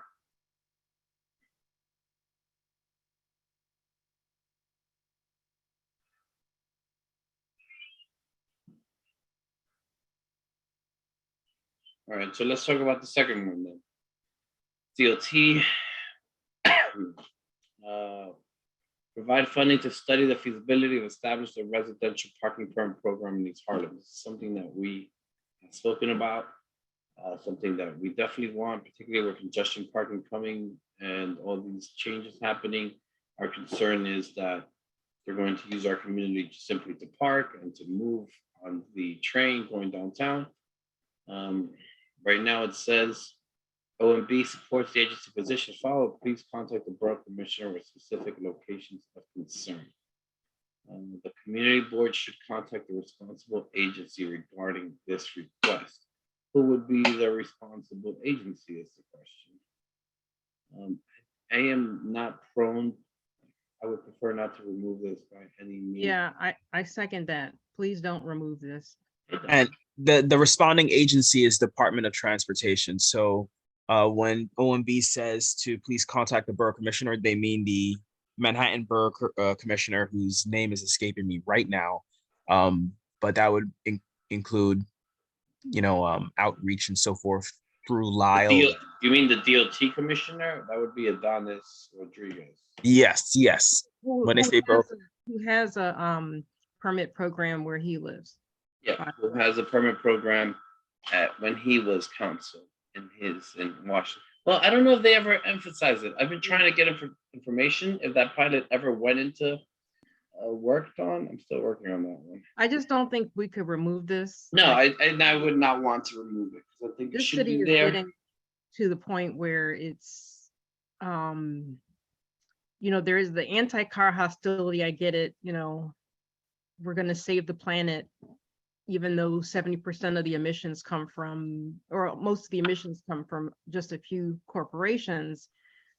But now we've got these, and it's unfortunate that DOT does not come to our meetings because now there are a lot of changes happening. Actually, they were here today. Check. Oh, okay. Oh, that's right. There's a lot of changes. If they're still here, they should understand and look into the fact that there's a lot of changes throughout the city to widen bike lanes, widen parking lanes and pedestrian pavilions, and reduce the number of lanes for traffic. And today, I know this is not in our district, but everything happening in Midtown and downtown will make its way to our district when congestion pricing happens. But 8th Avenue is now 2 lanes. So my son is going to performing arts school. It's 2 lanes now. There is a 2-way bike lane now that's just been put in. Now there's hardened pedestrian plazas, and the third parking lane is now, the third driving lane is now parking lane. So today, somebody stepped in front of a truck and was killed right at the time when the kids are coming out for lunch and everybody's out for lunch, and the emergency vehicles could not get to the scene. They had to come south on 8th Avenue, which goes north. And there was a lot of people commenting about how these recent changes on 8th Avenue affected the safety of pedestrians. And I just can't understand why. The idea is, let's make it so distasteful to drive. Let's make it so congested. Who cares if pedestrians are safe or not? Let's just make it so terrible that people are forced to get on public transportation. And that's the solution to there being equity in New York. And so I'm just, it still says remove. I thought you said changed it. No. When he went to the right, that's a recommendation. He went to the right and he put keep. Okay, so again. So our committee is saying that we should keep. Okay, but I'm just saying that. I know, but we need to let everyone, I know your position. We've spoken about this, but I'd like to make sure that the rest of the committee has any input, that would be the time.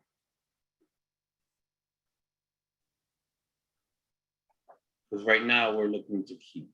I do think it's something we should keep. Particularly with the changes that are happening. No one is opposed to that, then we move forward and we will keep it. Okay.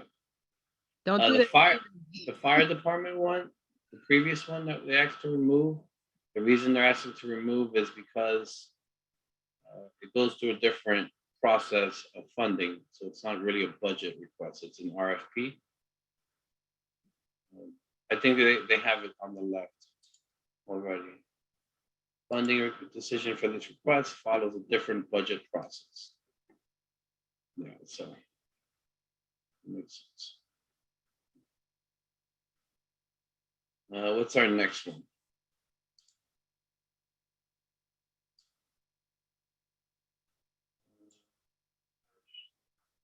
Keep this one. The last one, right? NYPD. I'm also looking at it separately. Go down. A little more down. There we go. Actually, it was there. All right, provide resources to train officers in community policing. Go. NYPD should allocate existing resources toward improving police community relations, increase accountability, communication, transparency by NYPD can help to foster trust among East Harlem residents. This agency is NYPD. The agency will accommodate part of this request within existing resources. This request will be accommodated in part. Well, I don't know why we would remove this, right? Because that's something that we're looking for. We're looking to continually have police community relations. Is there a reason why we're looking to remove it? Let's see, per DM. This is not a budget request. It is a budget request. We're asking for resources toward improving police community relations. It And needs to they're saying that they will be accommodating part of this. So they are responding positively. Michelle, go ahead. be more specific. I think that's what they were saying, that it was too much of an umbrella.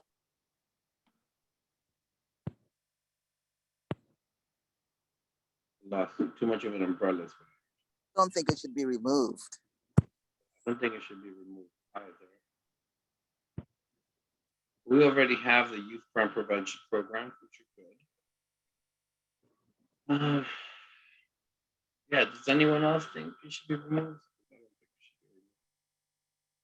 So we're keeping increased resources for youth crime prevention programs and provide resources to train officers, for example. So far, Okay. let me, Sandy has a comment I'd like to hear. Hi, Sandy. Hi.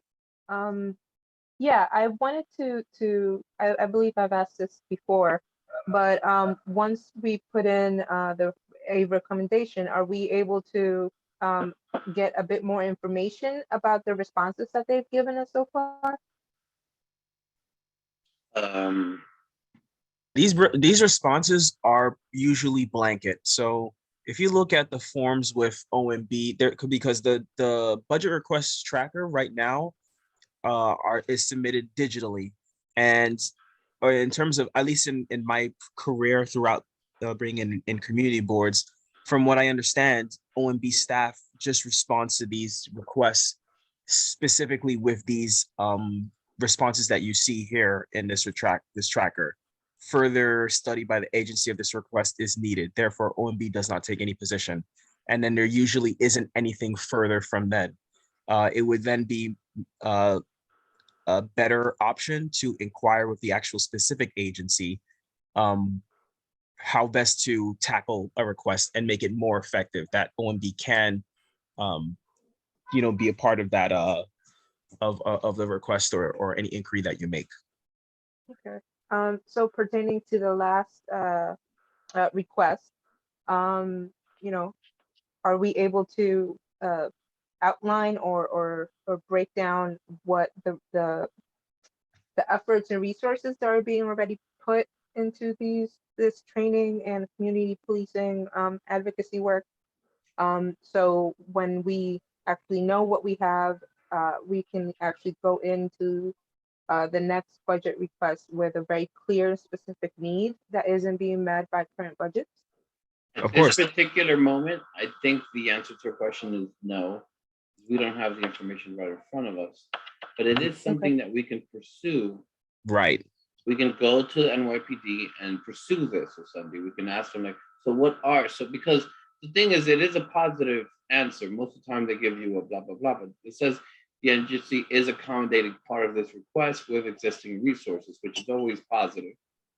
But to answer your question is like, we want to know what exactly they're doing, because it is important. So I think that's something that we can, as a committee, go to NYPD and be like, so what, can you clarify, can you quantify this for us and give us details of what you're doing, so that maybe next year we can make our request a little more specific, you know, because maybe they're giving us something that we wanted already, and maybe we can, you know, we want to specify exactly what we're not getting. Okay. But do you also feel that this should be kept?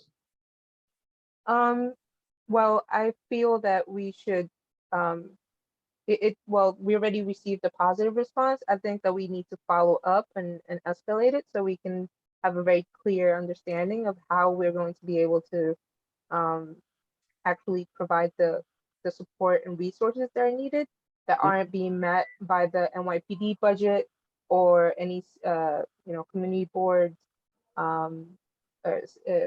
yeah, CBOs or any other agencies. Also, members, we have options to keep, revise, remove, and add, just to let you know, okay? So Okay. you can keep, but you can also revise something as well, just FYI. In order to Okay. revise, we'll need that information. So Right. we'll definitely have to work, because this is happening this month. So Mhm. after this happens, we'll have to work in the next coming month with NYPD to Mm, answer that question that will suddenly bring it up. It's an excellent question, which is like, what exactly are you then using Right. the resources for? right. And then we can revise this to make it a little more specific to get the pieces that we're not getting. Okay. Okay, excellent. So I do have one more question, if you don't mind. Oh, no, of course, go ahead. Yeah, it's about the first request in regards to improvements to local precinct houses.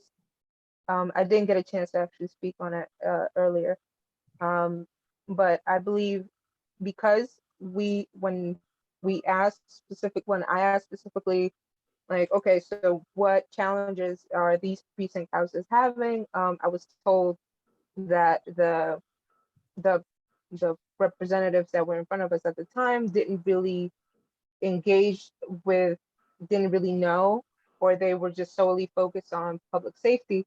I believe that we should probably like revise it or remove it, because, well, if they're unable to actually communicate with us as to what the challenges they're having, we won't be able to actually advocate for them in a very clear and concise way. Does that make sense? I'm sorry, Sunny. The first request, this one right Yes. here. Okay.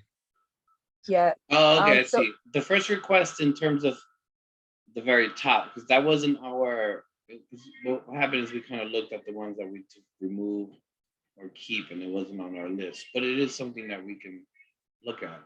It's not an issue. Okay. Renovate or upgrade existing precinct houses, further study by the agency the resources needed, therefore in take a position.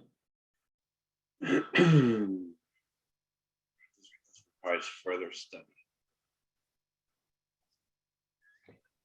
yeah, so I believe that because the local precincts haven't been very vocal as to what challenges they are having, other than parking issues that we are having as a community, we wouldn't be able to advocate for them on a budget, on these specific budget requests to support them.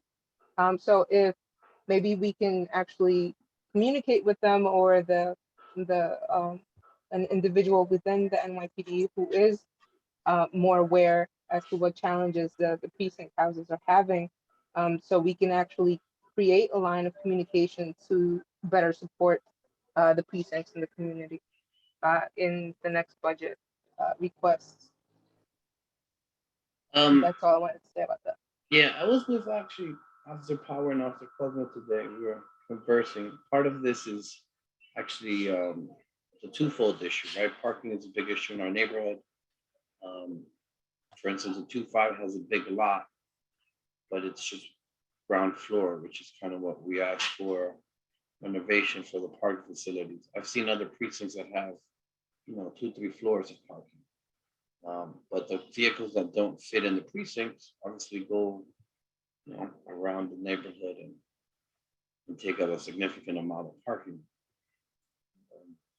Which I think is why this was put here originally. But again, we can have the discussion directly with our precincts.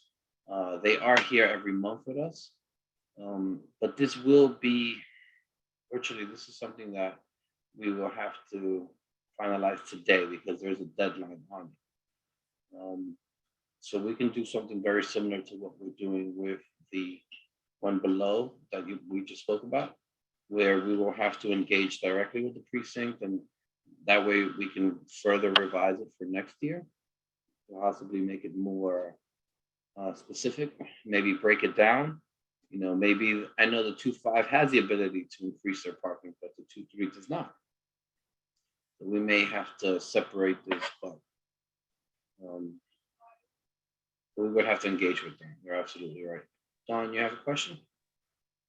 Yeah, Officer Gibbons spoke a little bit about, he just ended up speaking about the need to renovate the precinct buildings and just how people see the precincts and how the officers see the precincts. So if we needed some good language to add to the narrative, I think he had a lot of good language, not necessarily about the parking, but about the renovating. Yeah, then 2-3, you can't really touch parking. They don't have a parking. Say that again?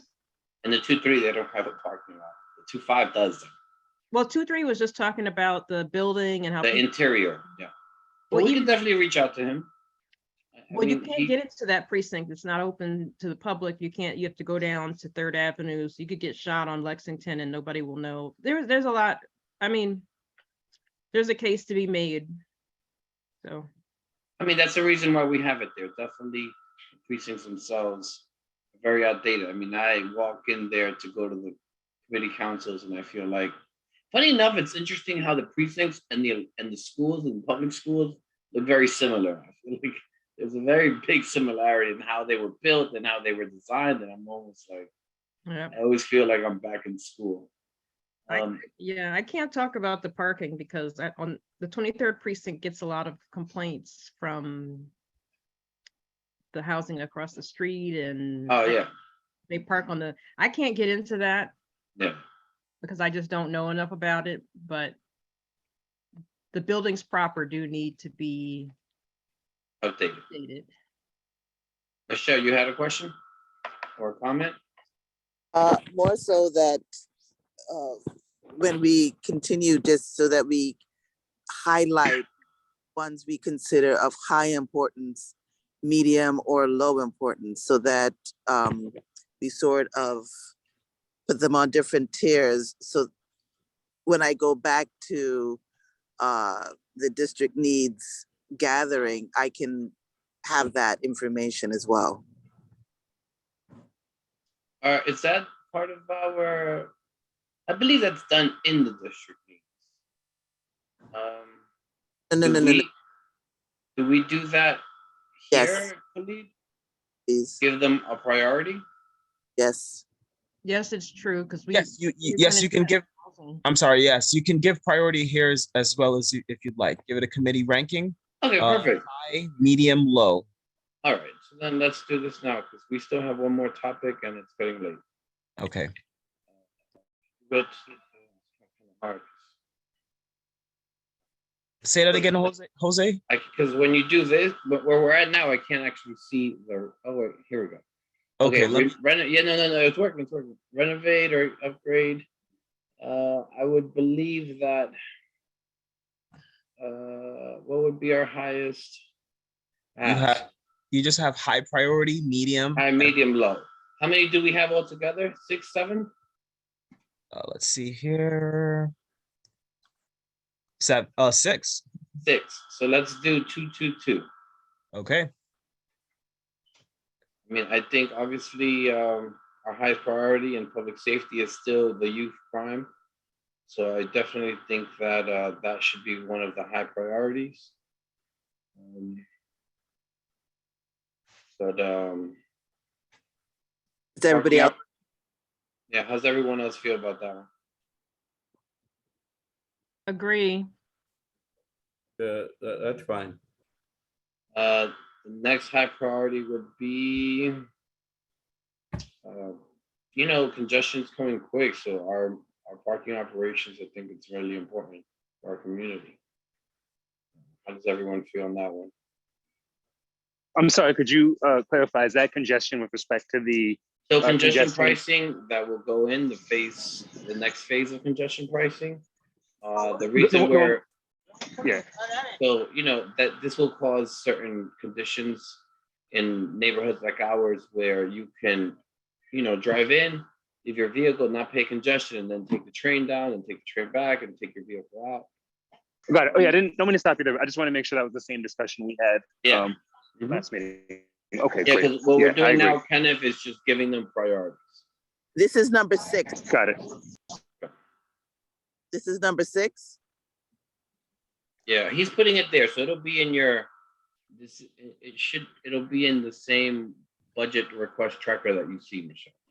It's under this guys to be removed by the staff recommendation, but so we have changed that. Yeah, we have changed that to keep And high priority. and high priority. We removed the fire department, so we don't have to worry about that. At the bottom, we have providing resources to train officers. That could be a medium priority. And then we just have a few going up, right? There's nothing below it. You see? Now, here we go. Renovate, or we will have one more other expense. What's that? What's the second request? Let me see if I see it in that. Provide funding for an expansion of the mayor's action plan for neighborhoods. Oh, that one was really good. Yeah, that we can do a medium on that one. That's been very effective in our neighborhood. So I'm gonna keep. How's everyone feel about putting that as a medium priority? I would think it's a high priority. And no, it could very well be. Let's do a high priority for that one. I'll agree. Agree. Agree. Does everyone else? Okay. Agree. Agree. Agree. Yeah, it's very effective, that program. And then we can do the precinct as a medium priority and let Michelle have fun distributing between them. Michelle is on every vice chair sits on the committee that handles the budget requests. And that's why. So we can't add nothing to this? Yes, we can, of course. Yeah, I have a major problem here at Taino Towers, which is the PSA parking. They have 2 blocks. They have 123rd and 124th. And That's they not park. a budget request though. That's a different kind of. It's not a budget request. It's more of a But complaint. this is budget request. Is that what it is? Yeah, we're Yes, doing Carlos. budget requests. Yes, we're doing capital budget requests or expense requests Okay. relating to public safety and transportation. But if you're talking about maybe, did you say Taino Towers? Did I hear that correctly? The That's PSA correct. 8 is on 124th lead, and they take up most of the parking on 123rd, 124th. And they have an indoor parking. Yeah, and everywhere else. I don't know if their indoor parking is full or what the story is, but it's not a budget request. It No, is an it's issue though, Carlos. Absolutely. But couldn't we Amazing, add yeah. it to the one item about improving parking, or I don't know, enforcing parking? Because we talk about They've parking. taken the lanes. They've actually put signs up there. And we're supposed to have just a few cars there that have over 20, 30 cars. I mean, the whole precinct parks. They park on the sidewalk, but it's hard because Yeah. no one enforces on the NYPD. Right, It's a very difficult conversation to. right. So- And if you put something Yeah, like but that, DOP put up the sign, which makes it even worse. So in other words, are you asking if we add that as? It's already there. That's a precinct. It's included in the language. We only have 3 precincts here. 2, 3, Right, 2, but you 5. don't talk about the PSA 5. You only But talk wait, about the but 2.5 and the 2.3. No, it's not. That is not true. In the request that we're asking at the very top, it does not specify. It says in the precincts, right? That's why we're being specific, because we've had these issues with parking, right? It says to improve police community by renovating precinct buildings. So the PSA 8 is one of those buildings. So it's 3 buildings we have in our community. We're not saying the 2.3 and the 2.5 and not including PSA 8. Understand? So Would it be good to add? those three are inclusive because they're the only 3 we have in our community. Would it be okay to add the buildings to include the community space such as parking? It's already there. And NYPD precincts should also be renovated to include parking facilities to minimize on-street parking. Like the exact language we want is there. Is everybody agree that that is clean enough?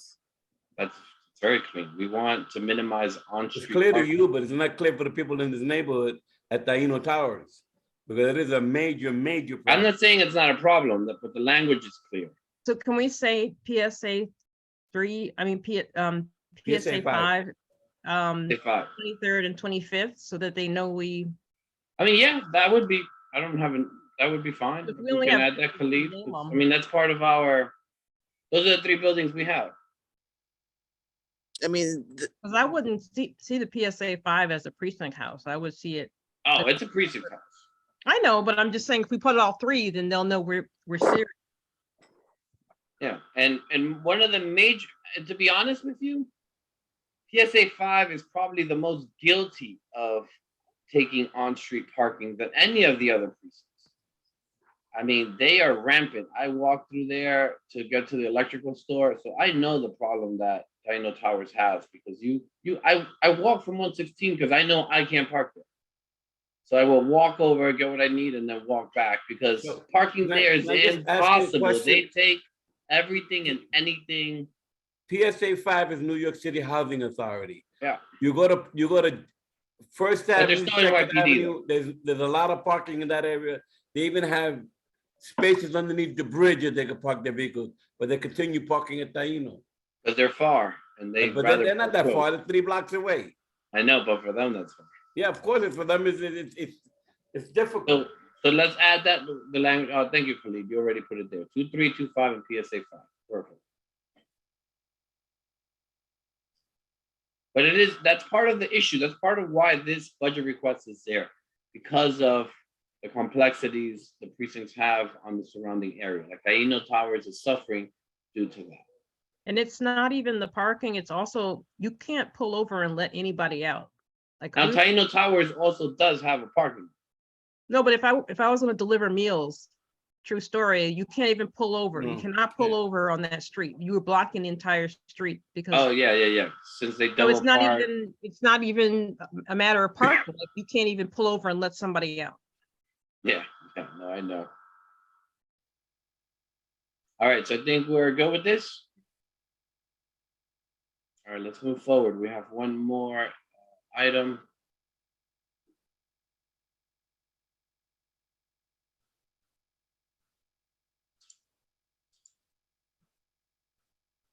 when you say that we're good with this, are we good with the whole budget request tracker information? And then remove to the next We line? went through what we keep, what we remove. We put our edits. I think we are. And everybody, the committee members are all in agreement with this, just for the record? I agree. And the one that said that we were going to remove was changed to keep, correct? Because I guess Yeah, that's the parking one we kept. The only one we're removing is the fire department, because it goes through a different budget process. It goes through an RFP. 6 be changed to keep.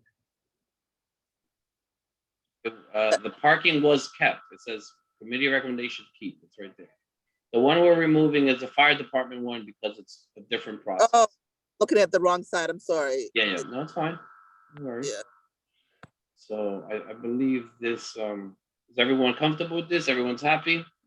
We are going to have to work on this to get to more clarity. We'll have to approach NYPD to see what resources they're applying where, and then we can make our request even more specific in the future. So that's it's going to be our ongoing homework. I'm in agreement. Okay, fine. All right. Also in agreement. I'm in agreement as well. I'm in agreement.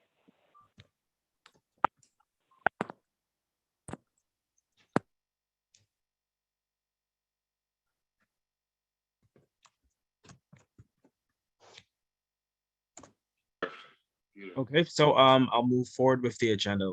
Just Mhm. you share. And thank you all for staying here during. I know the presentation was long, but it was very informative. It was excellent. I think everybody should have, like the entire community board needs that. Yeah, for sure. We might, that'll make our full board a little different. But we'll have them back, and then we'll, introduce everyone as we go along. I definitely do think it's something that's important. We don't have any old business, but we have some new business. I have new business. Oh, All right, here we go. So there's two things. We had pedestrian cyclist fatality. This has been an issue with having bicycles on the sidewalk. And there was a fatality that happened in which precinct was it? Community District 4, because it was the district manager for 4 who wrote that letter. Did you put that letter up by any chance? Right, give me 1 second. Basically, we've been constantly having issues with cyclists on the sidewalk, as well as e-vehicles. I wanted to show you guys this letter that CB4 put together. It's something that we can use as a template. It's happened on 8th Avenue. Can you all see my We screen? can see the top. It's like, keep going down. All right, here we go. And it's a hit and run crash with a cyclist on 8th and West 21st. Fortunately, the pedestrian was killed. So now, what that community board is doing they're asking the DOT to use toolkits to educate cyclists at problematic locations in our district, particularly NYPD, to increase enforcement of no cycling on sidewalk, no cycling the wrong way, and obviously for that enforcement to be equitably to all cyclists who break the law. Technically, you're supposed to be cycling with traffic, not against it. do they have anything in there about yielding to pedestrians or? I mean, what it is that they're supposed to yield to, everyone is supposed to yield to pedestrian. If you're on wheels, you're supposed to yield to pedestrians. But I've had issues, either 106, 116, where, these bicycles are just zooming on the sidewalk, particularly with they're now half electric, and they gather quite a lot of speed. We've had this discussion here for quite some time. We have Xavier and then Kenneth. So a handful of things I've observed, and again, coming from the experience of having lived abroad in Europe, the way they observe the vehicle laws, they'll stop at the lights. They will give pedestrians the right of way. So I've observed here, just for example, on 102nd, sorry, I have my youngest with me right now. The 102nd, they'll go right up the wrong way toward Lexington Avenue on city bikes.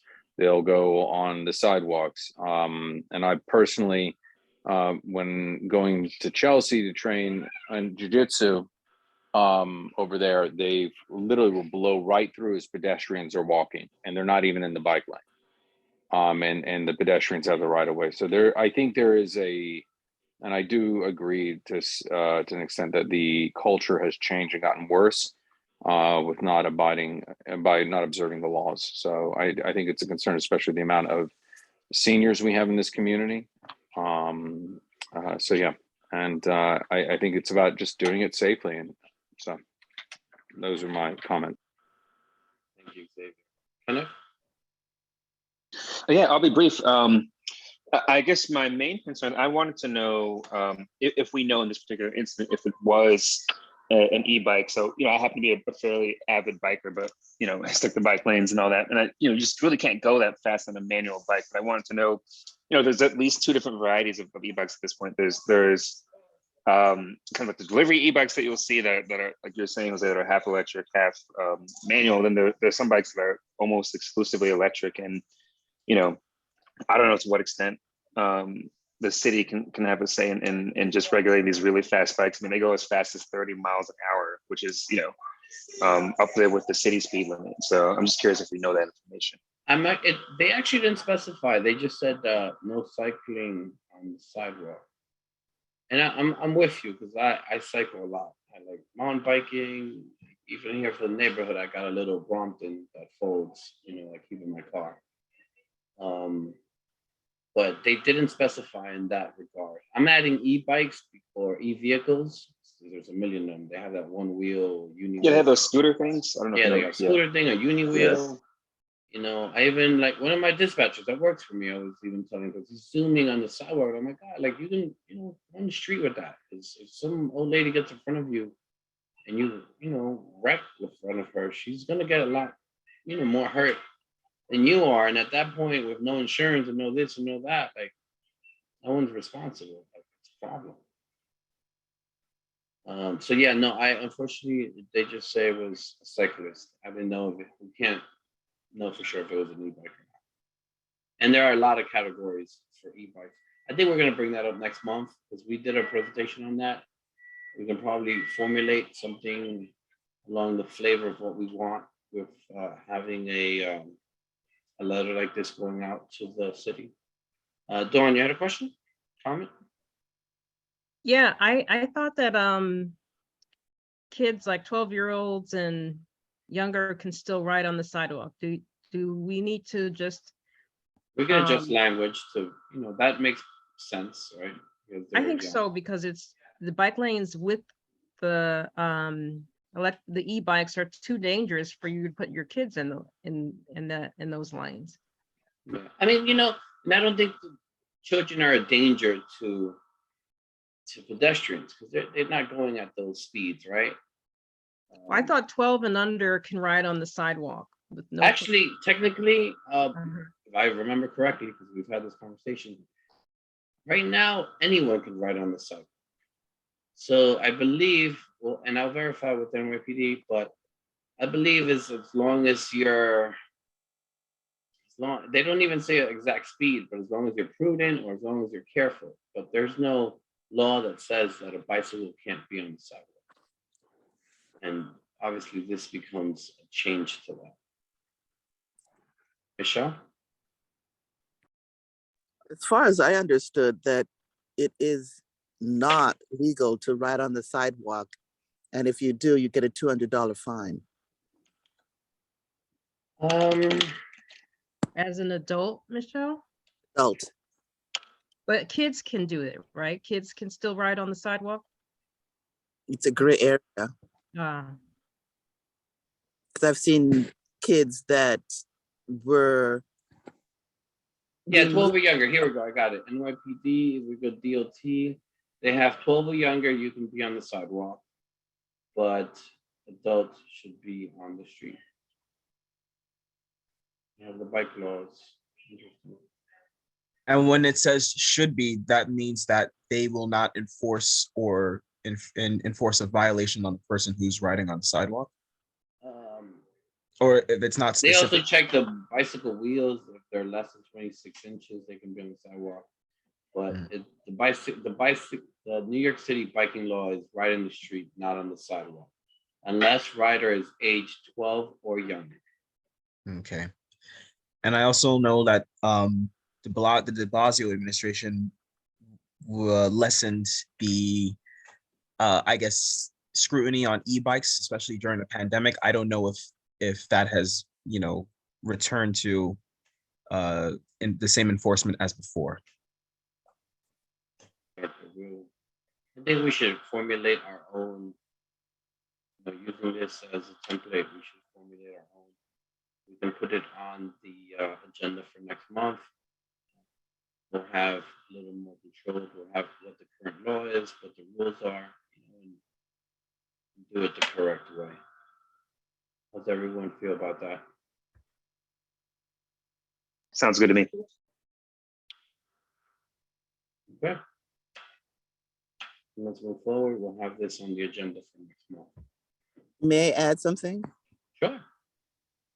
So I was incorrect. If the officer can give a fine of $100, not $200 as previous. Yeah, they can also, it says here though, bicycles ridden on sidewalks may be confiscated and riders may be subject to legal sanctions. Mm-hmm. Yes. This is in there. And it was a Yeah. regular, it was not an e-bike that did the, that killed the person. So it's Was just it- a regular ride. It looked like it was being driven on. Okay, thank you, Michelle, for that information. Next, we have the New York City DOT letter of support request. Reconnecting communities. They're going to focus on it's really the 3rd Avenue Bridge, 128th Street Bridge. Not the bridge itself, but the pedestrian side. They want to make it ADA compliant. They want to,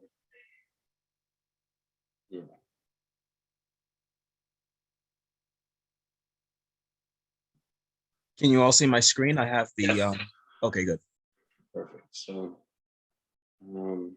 Philippe, could you read it real quickly? Because Sure, of course.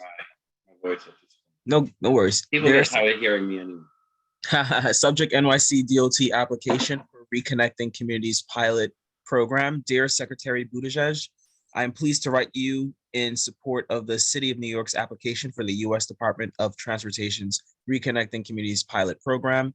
The NYC Department of Transportation is requesting funding for a critical safe street redesign located at the intersection of 3rd Avenue and East 128th Street in East Harlem, Manhattan.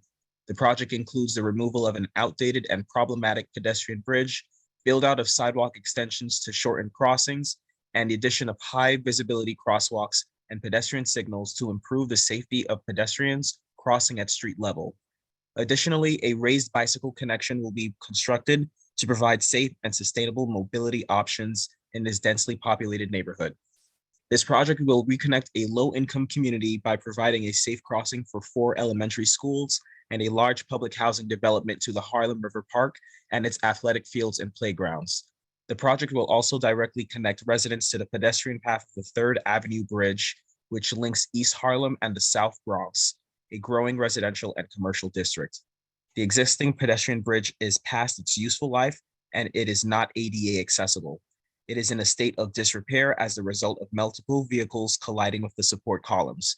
Furthermore, the pedestrian bridge, which is not directly in the pedestrian desire line, is often forgone by pedestrians in favor of a street level crossing, which currently lacks crosswalks, pedestrian signals, and safety features. This location has had 15 total crash injuries in the past 4 years alone. The proposed project will improve these conditions by creating a safe, convenient, and accessible connection to the park in a neighborhood that has been historically disinvested in. As our climate continues to intensify, safe access to park space is critical in environmental justice neighborhoods like East Harlem. Furthermore, safety improvements in this area will continue to encourage low emission from forms of transportation and further our New York City's Vision Zero work. Thank you for your consideration and your support for this critically important application.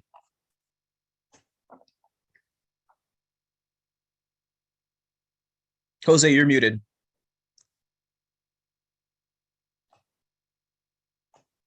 Any questions? Any concerns? believe there is a deadline, a timetable on this. I believe. October 13th, yes. So the note specifically from Lyle Blackwood was, please note that NYC DOT is applying to a grant through US DOT's Reconnecting Utilities, the same thing I just read. The project will remove a current bridge, which is in disrepair and is not ADA accessible. This project will reconnect low-income communities, safe crossings for elementary schools, and the large public housing developments. And so in order to boost their chances of receiving this grant, they're trying to collect letters of support from local elected officials and relevant stakeholders to submit with their application. And they are requesting that if we would like to submit anything, to do so by next week, Thursday, October 13th, excuse me. Perfect. So as you know, typically in this committee, we like to digest our information. If there's a deadline, so we would be looking for a motion tonight. So any questions? I see Dawn. Did they talk to anybody on the street, on the ground, to figure out why people don't cross the current bridge? Because for me, I think it's more an issue of safety and lighting, but I don't know if they even talked to anybody about this, because it seems like they just move ahead with what they think will be successful, and they don't really do their due diligence. I'm just curious to know if they did any due diligence in the neighborhood, you know. I mean, I have a building in the South Bronx right there in 3 Brooklyn underneath. So I crossed that bridge, and yeah, safety is an issue. I mean, like I'm all right, but you know, I could see how a lot of people would consider that a problem. But a new bridge, are you going to feel more safe, or you're not going to feel more safe? I mean, that's no. So it's not a new bridge. They're focusing on the pedestrian part of the bridge. You know, so they're focusing, like, I want to be clear, from the language they're giving us, they're focusing on only the pedestrian build-outs, not the bridge itself, because that bridge they did recently. So for vehicles, it's fine. But they're focusing on making it better for pedestrians itself. High visibility crosswalk, pedestrian signals, making it ADA, more lighting, things of that nature. Which, I mean, it's kind of straightforward in terms of public safety. You need a motion, letter of support? Is that what you're asking for? Today, yeah, we need a motion. I'll make a motion to approve the letter. Okay, but let me make sure that we get all the questions. I'll hold your motion for now, Carlos. Thank you. Michelle? I was going to say that it is really self-explanatory, and it is only dealing with that one portion of the bridge that for some reason they did not improve when they renovated the rest of the bridge for cars. Yeah. They failed that part of the bridge for pedestrians, and they're trying to go back and fix it. And so I would like to second the motion if all questions have been. Let me just make sure we have any other questions. I'd like to make sure the committee. That's why I said if. Any other questions from the committee? Can I just say something? Sure. Who's this? I can't see. That area, this is Wanda. Wanda, hi, Wanda. Wanda Hopkins. That area is a block away from me. And that issue is a safety issue for the people in my community. First so you're of all, in favor of this? A lot of disabled. I'm definitely favoring it because we have a lot of people with wheelchairs that definitely need that ramp. So I think it's needed here. Thank you for that, Wanda. All right. We have the school right there, PS 30. We have a school right there. So it's a safety issue. It's definitely a safety issue. All right, thank you, Wanda. I'm going to accept Carlos's motion and Michelle's second. And if we can do a roll call, please. Will do. Motion to support. I imagine that's what Carlos said. Okay, members. And yeah, just for clarity, this is to support the DOT and applying for the grants that would allow them the funds to conduct that infrastructure improvements, just for clarification, okay? So I'll call you all by your last names. And I do remember that members are actually present. Just want to be here. I know Ascendi, you're here. Wanda. Carlos as well. Yeah. Carlos is also here. Excuse me. Excuse me. Woof. Okay, so that Marissa Mack, has she? No, I haven't seen Marissa. Okay, all right. So then that means we have complete 8 members present. Jose Altamirano, In favor, yes. Kenneth Crouch, Yes. Carlos Diaz, Yes. Osendi Garcia, Yes. Wanda Hopkins, Yes. Roberto Perez,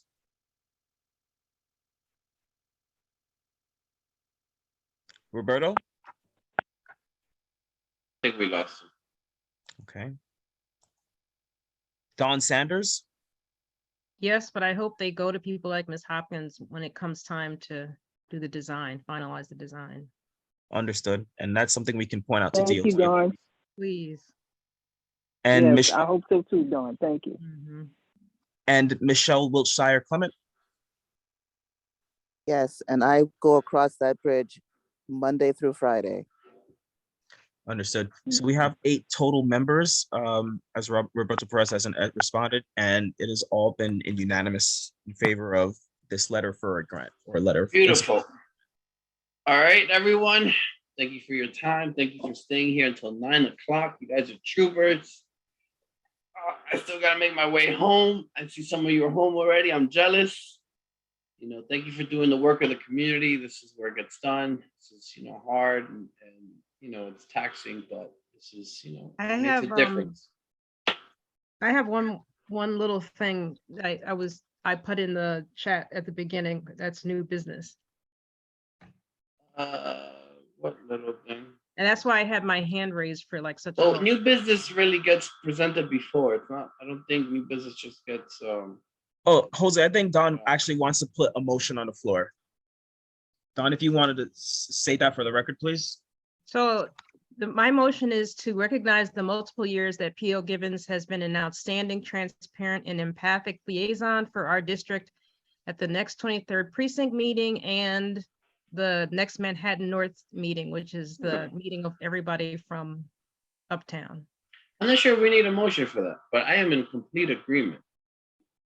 He What is doesn't. the story? Is he retiring? Is he leaving us? No, but the last 23rd precinct council, everybody was like all about Murphy and all about everybody else. And they mentioned him like in passing. And I just hate to see people do the right thing for like at least 10 and not get any like certificate, nothing.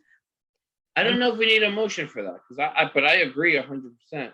I will have to and obviously this writing, I just threw this together, but I just feel like.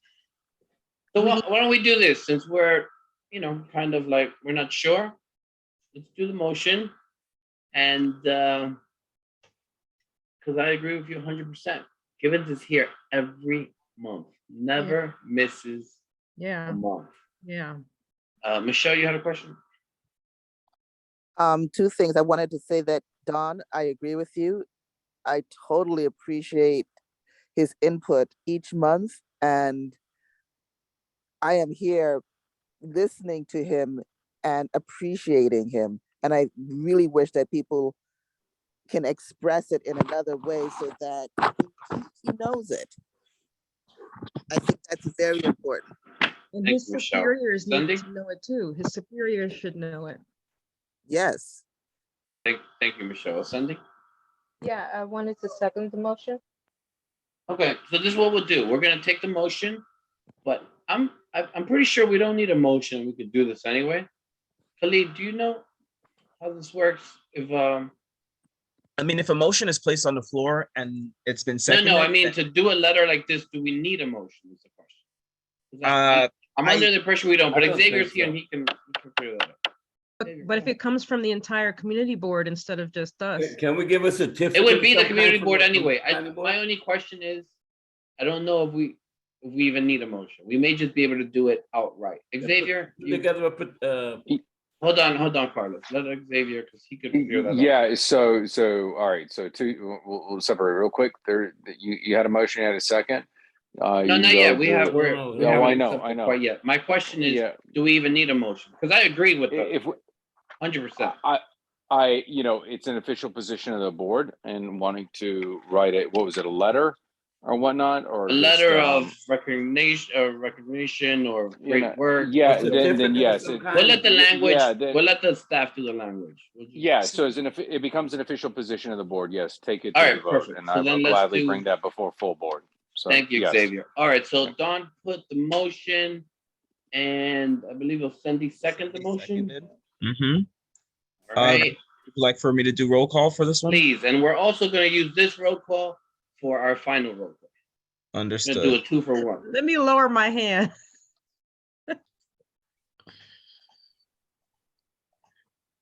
Perfect. Okay, Jose Altamirano, Yes, in favor. Kenneth Crouch, Yes. Carlos Diaz, Yes. Osendi Garcia, Yes.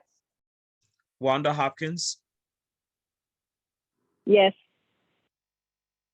Roberto's gone, Dawn Sanders, Yes. Michelle Wilshire Clement. Yes.